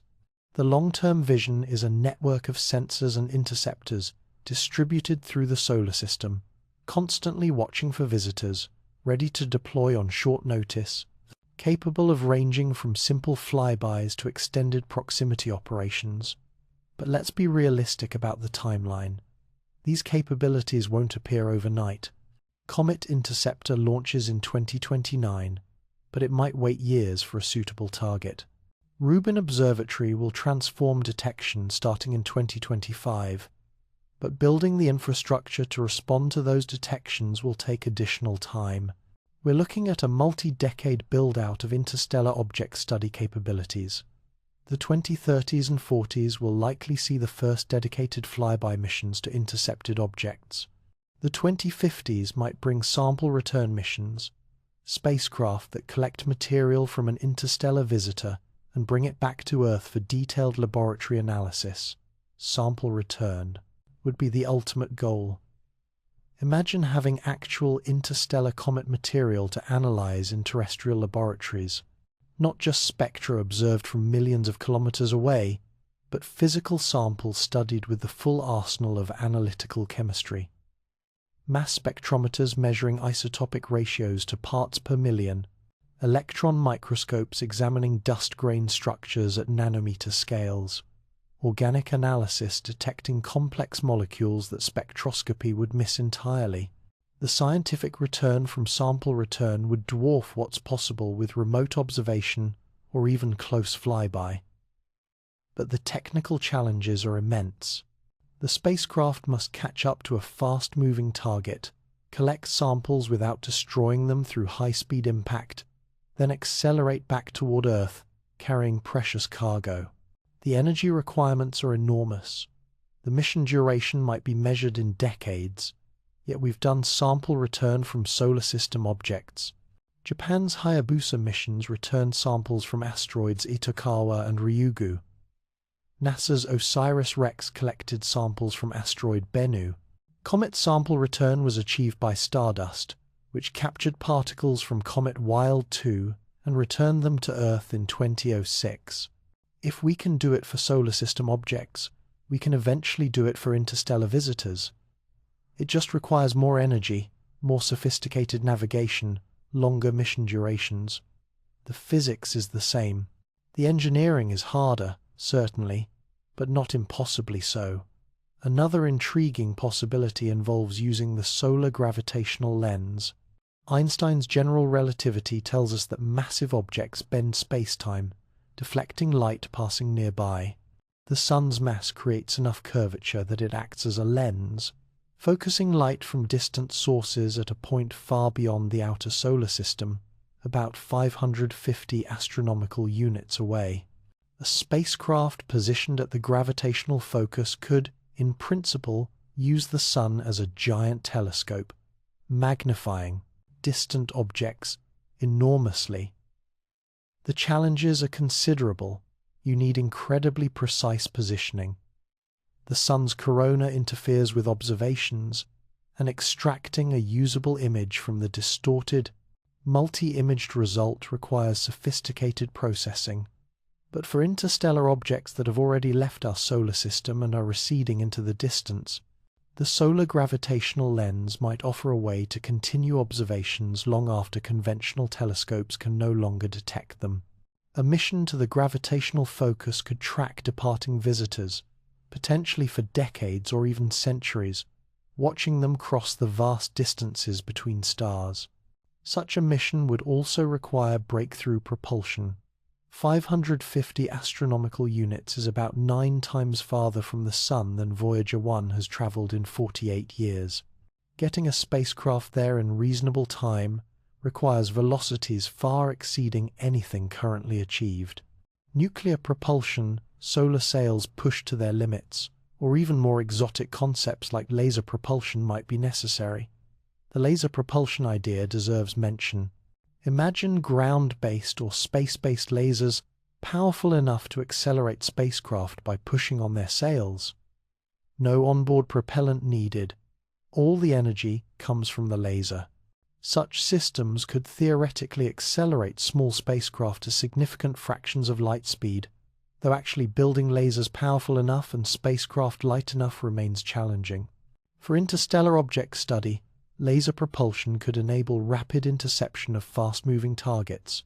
Launch a small probe, accelerate it with lasers to match the object's velocity, conduct observations, then either leave the probe traveling with the object indefinitely or decelerate it back toward Earth with another laser system. The technology is speculative but physics-based, under serious study by organizations like Breakthrough Initiatives. Let me bring this back to what's wows. Actually being built and tested now, because it's easy to get lost in far future speculation. Within the next decade, here's what's likely to happen. Rubin Observatory comes online and begins detecting numerous interstellar objects. We move from a handful of detections to hundreds, building a statistical sample of their properties. We identify patterns in their sizes, compositions, activity levels, trajectories. We start to understand what's typical and what's unusual among interstellar travelers. Comet Interceptor launches and takes up position at L2, waiting for a target. If fortune favors us, an interstellar visitor with a suitable trajectory appears during the mission's operational lifetime, and we get our first close-up look at material from another star system. Even if no interstellar object appears, observing a pristine long-period comet on its first pass through the inner solar system still provides valuable science. Space agencies and research institutions continue developing interception technologies. Spacecraft designs get refined, propulsion systems get tested, autonomous guidance systems get smarter. The groundwork gets laid for more ambitious missions in the following decades. Amateur astronomers, equipped with increasingly capable equipment and coordinated through global networks, continue contributing to discoveries. Borisov was found with a homemade 65-centimeter telescope. Who knows what the next generation of amateur instruments might find? All of this builds toward a future where interstellar object astronomy becomes routine, where we maintain a database of hundreds or thousands of well-characterized visitors, where compositional trends are understood statistically, where we can compare formation conditions across different regions of the galaxy based on direct physical evidence. This represents a genuine revolution in how we study planetary systems. Instead of being limited to our own cosmic neighborhood plus whatever we can infer from distant exoplanet observations, we get actual samples from other systems delivered to us by nature, free shipping, on interstellar artifacts. All we have to do is watch for them and study them when they arrive. The Borisov observation campaign showed we can do this with current technology. We can detect these objects. We can characterize them spectroscopically. We can extract meaningful scientific insights. The question now isn't whether we can study interstellar visitors, but how many we can study and how thoroughly. Every major advance in astronomy has opened new windows on the universe. The telescope revealed countless stars invisible to the naked eye. Photography allowed permanent recording of observations. Spectroscopy revealed compositions of distant objects. Radio astronomy unveiled phenomena invisible in optical light. space telescopes escaped atmospheric interference. Interstellar object astronomy is opening another window, not just observing distant systems, but actually examining their physical material. Not just light that's traveled from other stars, but atoms that were once part of those systems, now delivered to our doorstep for detailed study. This is cosmic archaeology of the most direct kind. We're excavating artifacts from other stellar systems, studying their composition and structure, inferring the conditions under which they formed. Each interstellar visitor is a time capsule, carrying information about planetary formation written in chemical and physical properties. And unlike traditional archaeology, where you have to search for artifacts and dig them up, cosmic archaeology involves artifacts coming to us. We just have to be ready to study them. We have to build the detection systems, the observatories, the interception spacecraft. We have to train the analysts, develop the theoretical frameworks, create the databases. But the artifacts themselves arrive naturally, steadily, reliably, 10,000 per year passing through our solar system, most too faint for current detection. But as our capabilities improve, we'll detect more and more of them. The sample size will grow, the statistical significance will improve, the understanding will deepen. Within our lifetimes, we'll likely go from knowing 2 interstellar objects, Oumuamua and Borisov, to knowing hundreds or thousands. The data revolution that transformed exoplanet science, where we went from knowing 9 planets in one system to knowing thousands of planets in thousands of systems, will repeat itself with interstellar objects. And just as exoplanet discoveries revealed the stunning diversity of planetary systems, AZI, hot Jupiters, super-Earths, eccentric orbits, multiple planet systems in tight resonances, APA, interstellar object discoveries will reveal the stunning diversity of planetary formation outcomes. Different chemical recipes, different physical structures, different formation histories, all recorded in the properties of comets and asteroids ejected from those systems. The revolution is coming. The first shots were fired when Pan-STARRS detected Oumuamua and when Borisov spotted his eponymous comet. But those were just the opening moves. The real revolution happens when detection becomes routine, when we have the infrastructure to systematically study these visitors, when spacecraft routinely chase them down for close-up examination. We stand at the threshold of this new era. The tools are being built. The methods are being refined. The scientific community is preparing. When Rubin Observatory opens its enormous eye to the sky and begins its endless vigil, when Comet Interceptor arrives at its patient station waiting for targets, when the next generation of propulsion systems enables rapid response to new discoveries, that's when interstellar object astronomy comes into its own. The cosmic archaeological revolution isn't coming. It's already here. We're living through its earliest days, when detection is still rare and challenging, when each new object is front-page news, when the sample size is still measured in single digits. But look ahead 10 years, 20, 30. Imagine astronomy textbooks discussing interstellar object populations the way they now discuss asteroid populations. Imagine mission planning that routinely includes interstellar visitor flybys. Imagine laboratories analyzing returned samples from multiple star systems, comparing their isotopic signatures, mapping the chemical diversity of our galactic neighborhood. That future is coming. Borisov showed us it's possible. The technology and methods exist. Now it's just a matter of building the infrastructure, maintaining the vigilance, being ready when opportunity strikes. Because out there, right now, hundreds of interstellar visitors are passing through our solar system. Most will go unnoticed. But some will detect, some will study, and each one will teach us something new about how stars build planets, about the diversity of cosmic chemistry, about our place in a galaxy where solar systems aren't isolated islands, but nodes in a vast network of material exchange. The revolution in cosmic archaeology has begun, and the most exciting discoveries are yet to come. Now we come to the most profound implications of all, the ones that touch on humanity's deepest questions about existence, origins, and our place in the universe. If 10,000 interstellar objects pass through our solar system every year, let's do some math. Our solar system formed about 4.6 billion years ago. That's 4,600,000,000 years. Multiply by 10,000 objects per year, and you get 46 trillion interstellar visitors over the lifetime of our solar system. 46 trillion. Let that number sink in for a moment.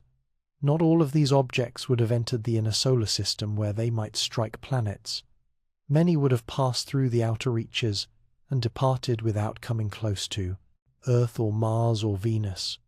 But even if only a tiny fraction, say 1 in a million, actually impacted Earth, that's still 46 million interstellar impacts over Earth's history. 46 million deliveries of material from other star systems.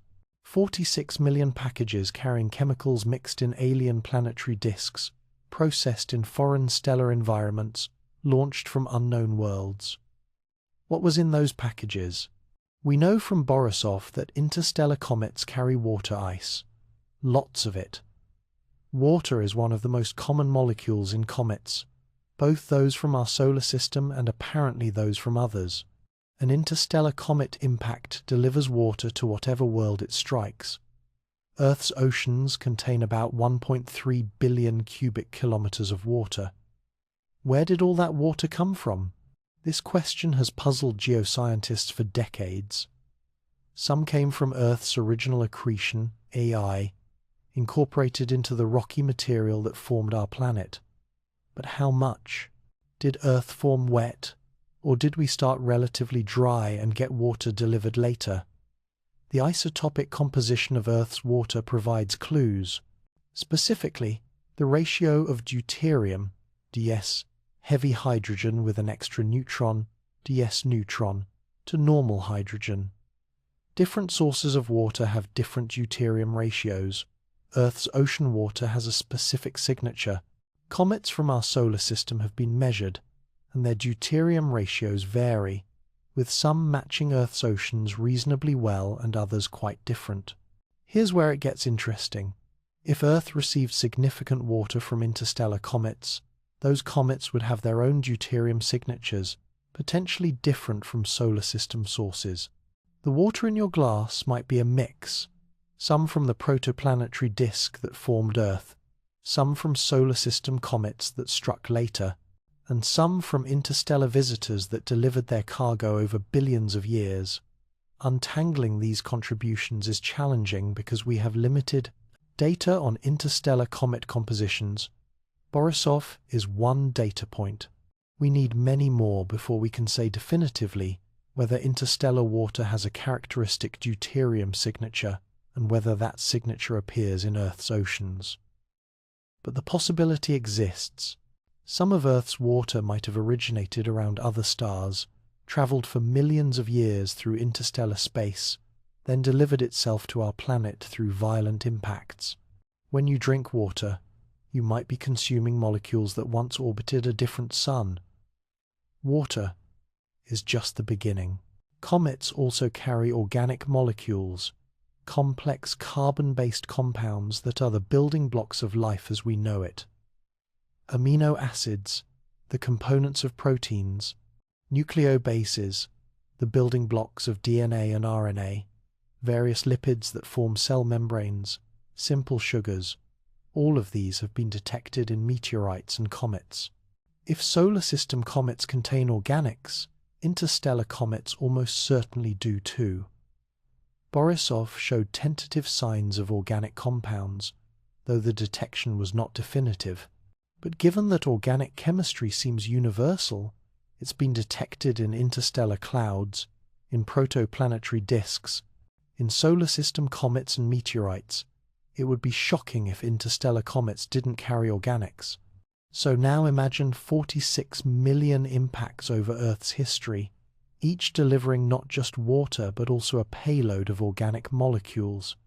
Some of these molecules would be destroyed by the energy of impact, but some, particularly those in fragments that experience gentler deceleration, might survive relatively intact and become incorporated into Earth's surface environment. This means Earth's prebiotic chemistry, EPA, the chemical environment that existed before life emerged, included contributions from interstellar sources. The organic soup from which life arose wasn't purely terrestrial. It was seasoned with ingredients from across the galaxy, delivered by natural spacecraft from other star systems. Does this matter for life's origin? Honestly, we don't know, but it's at least plausible that having a more diverse chemical inventory, including molecules processed in different environments under different conditions, might have increased the odds of hitting upon a combination that led to self-replicating systems. Think of it like this. If you're trying to invent something new, having more raw materials and more varieties of those materials gives you more combinations to explore. Earth's prebiotic environment wasn't working with a limited local palette. It had access to a galactic palette, with contributions from numerous stellar systems, each bringing their own chemical specialties. Now let's take this idea further, much further, all the way to panspermia. Panspermia is the hypothesis that life itself might spread between worlds, or even between star systems, via natural transport mechanisms. The idea is old. It dates back more than a century, but it remains controversial and unproven. Still, it's worth examining seriously because we now know the transport mechanism exists. Here's the scenario. Imagine a planet with life, simple microbial life, let's say. A large asteroid or comet strikes this planet with enormous energy. The impact excavates deep into the crust, ejecting billions of tons of material into space. Some of this debris falls back to the planet, some goes into orbit, and some achieves escape velocity, leaving the planet entirely. Within some fragments of this ejector, microorganisms might be present, protected inside rock matrices, shielded from direct radiation exposure. These hardy bacteria could potentially survive the trauma of impact ejection. Once in space, they enter a hostile environment. One time, vacuum, extreme cold, intense radiation. But we know some Earth organisms can survive these conditions for extended periods when protected. If the ejected fragment happens to be moving fast enough, it could escape not just the planet, but the entire star system. It becomes an interstellar traveler, just like Borisov, except it's carrying passengers, dormant microorganisms frozen in the rock. This object travels for millions of years through interstellar space. The organisms inside remain dormant, their metabolism shut down completely, their cellular machinery preserved by the near absolute zero temperatures. They're neither alive nor dead in any conventional sense. They're in suspended animation, waiting. Eventually, by pure chance, this object enters another star system. Perhaps it strikes a planet there.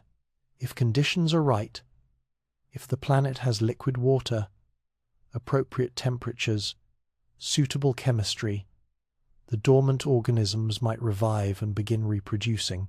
Life that originated around one star has now colonized a world around a different star. This is panspermia. And while it sounds like science fiction, every component of the scenario is physically plausible. We know impacts can eject material into space, 2MT4. We have meteorites from Mars and the Moon that reached Earth this way. We know some organisms can survive space conditions for years. We know interstellar transfer happens. We've observed it with Borisov and Oumuamua. The only question is whether all these components have actually come together to transport life between stars. The probability is hard to calculate. How often do impact ejecta achieve interstellar velocities?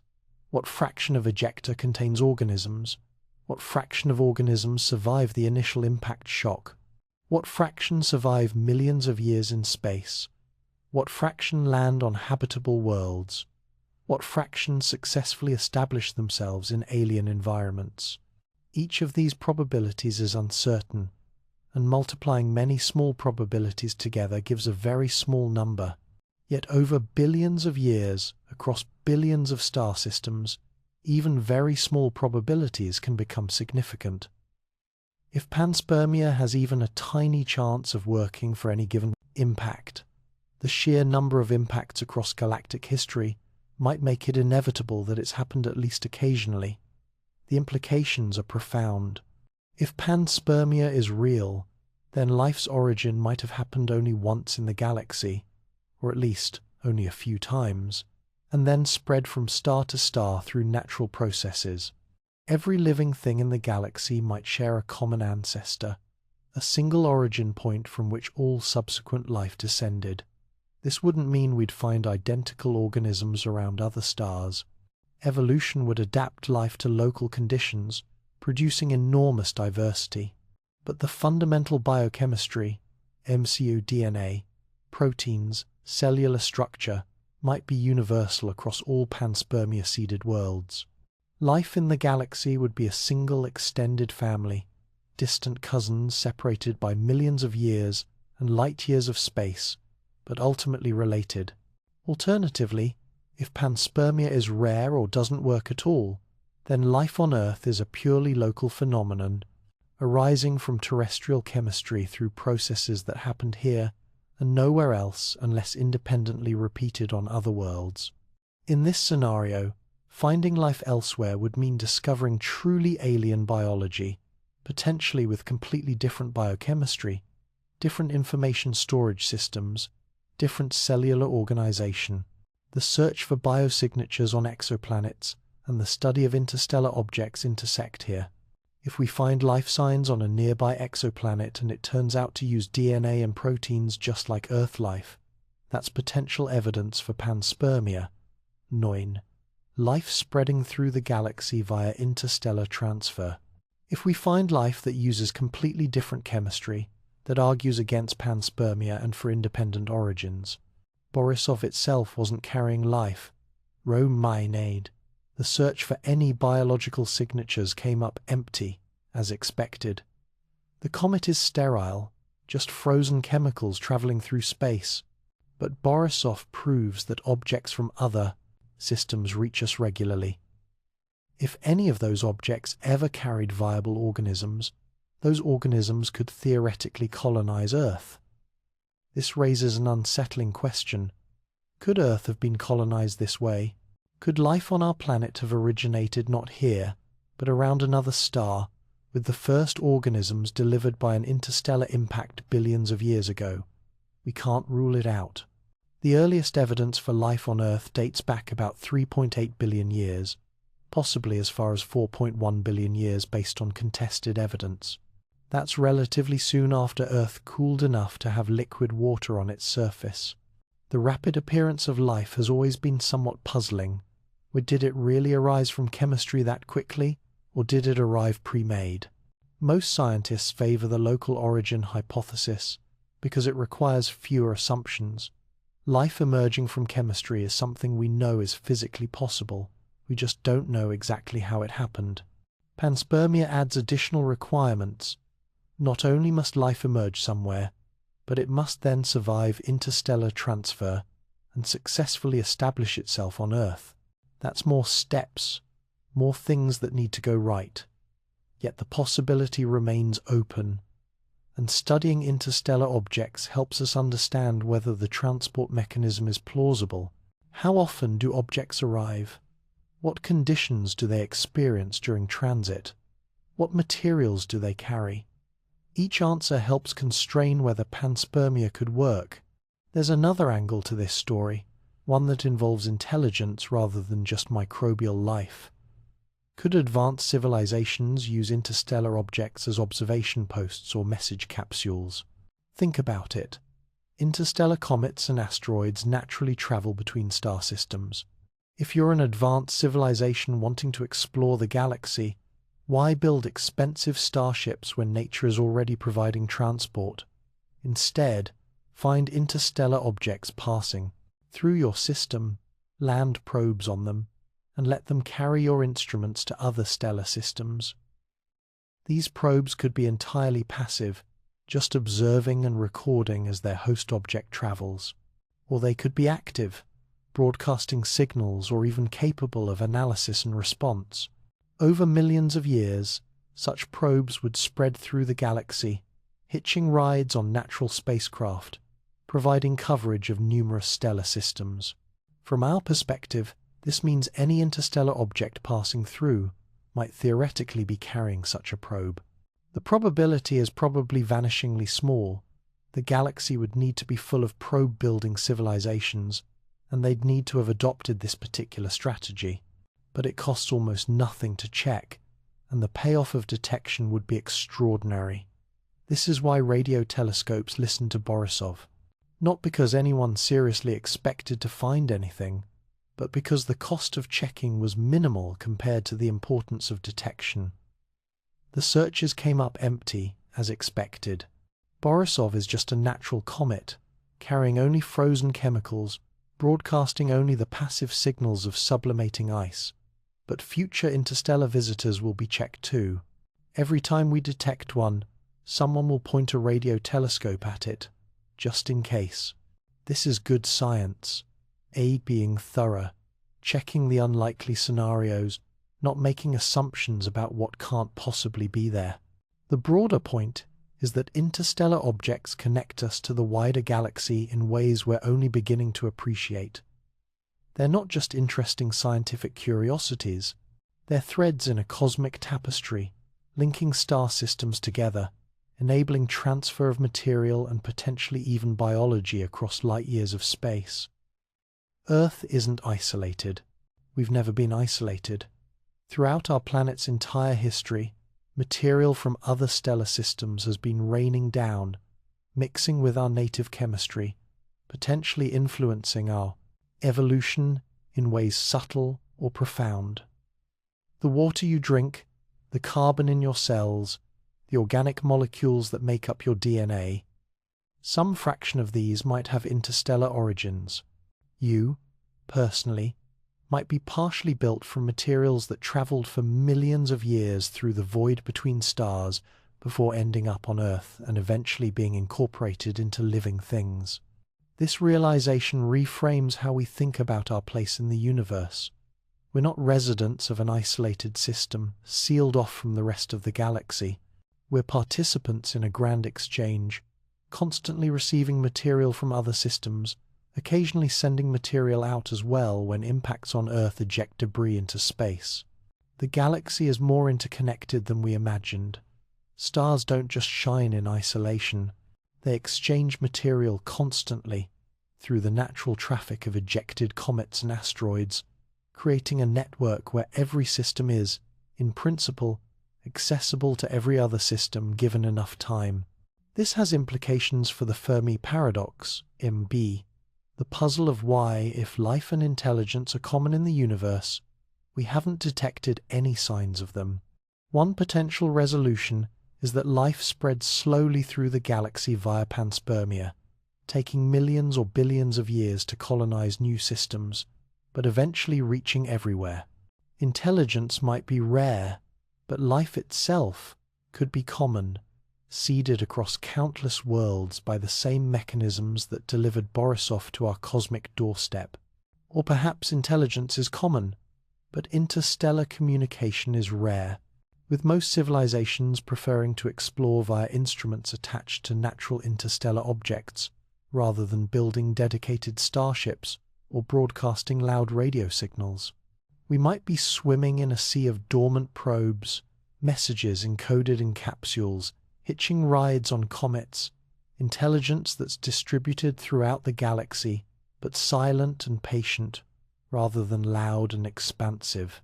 These are speculations, of course. We have no evidence for panspermia, no detection of alien probes, no confirmed signals from other civilizations. But Borisov and the coming fleet of detected interstellar visitors give us tools to explore these questions systematically, rather than just theorizing. We can measure organic content in these objects. We can search for biosignatures, We can listen for artificial signals. We can analyze structures that might be engineered rather than natural. Most of these searches will probably come up empty, but probably isn't certainly, and the cost of checking is small while the potential payoff is unlimited. The story of Borisov began with one amateur astronomer spotting a fuzzy dot in his telescope. It ends with profound questions about life's origin, our connection to the broader galaxy, and whether we're alone or part of a universe teeming with biology spread by natural processes across interstellar distances. One small comet, 500 meters across, carrying within its frozen heart secrets from an alien world.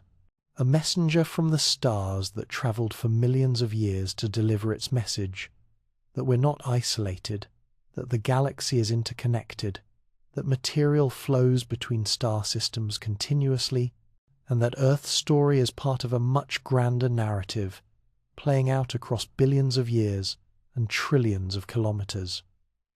When you look up at the night sky now, you see it differently. Those aren't just distant lights, isolated and separate. They're neighbors, connected to us through the traffic of comets and asteroids, constantly flowing through the galaxy. Some of those stars sent us Borisov. Others have sent visitors we haven't detected yet. Still others will send visitors in the future, each carrying their own chemical fingerprints, their own stories, their own potential contributions to Earth's ongoing story.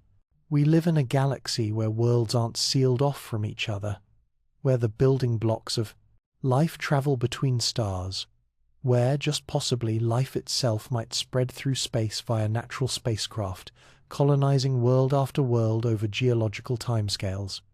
Borisov showed us this is real. The transport network exists. The galaxy is connected. And Earth, far from being isolated, has been receiving interstellar visitors for its entire history. We're not alone in the universe. Even if we're alone in having intelligence, we're surrounded by material from other worlds, built partly from atoms that formed in other stellar systems, drinking water that fell as interstellar comets, breathing air partly derived from organic chemistry that traveled between stars.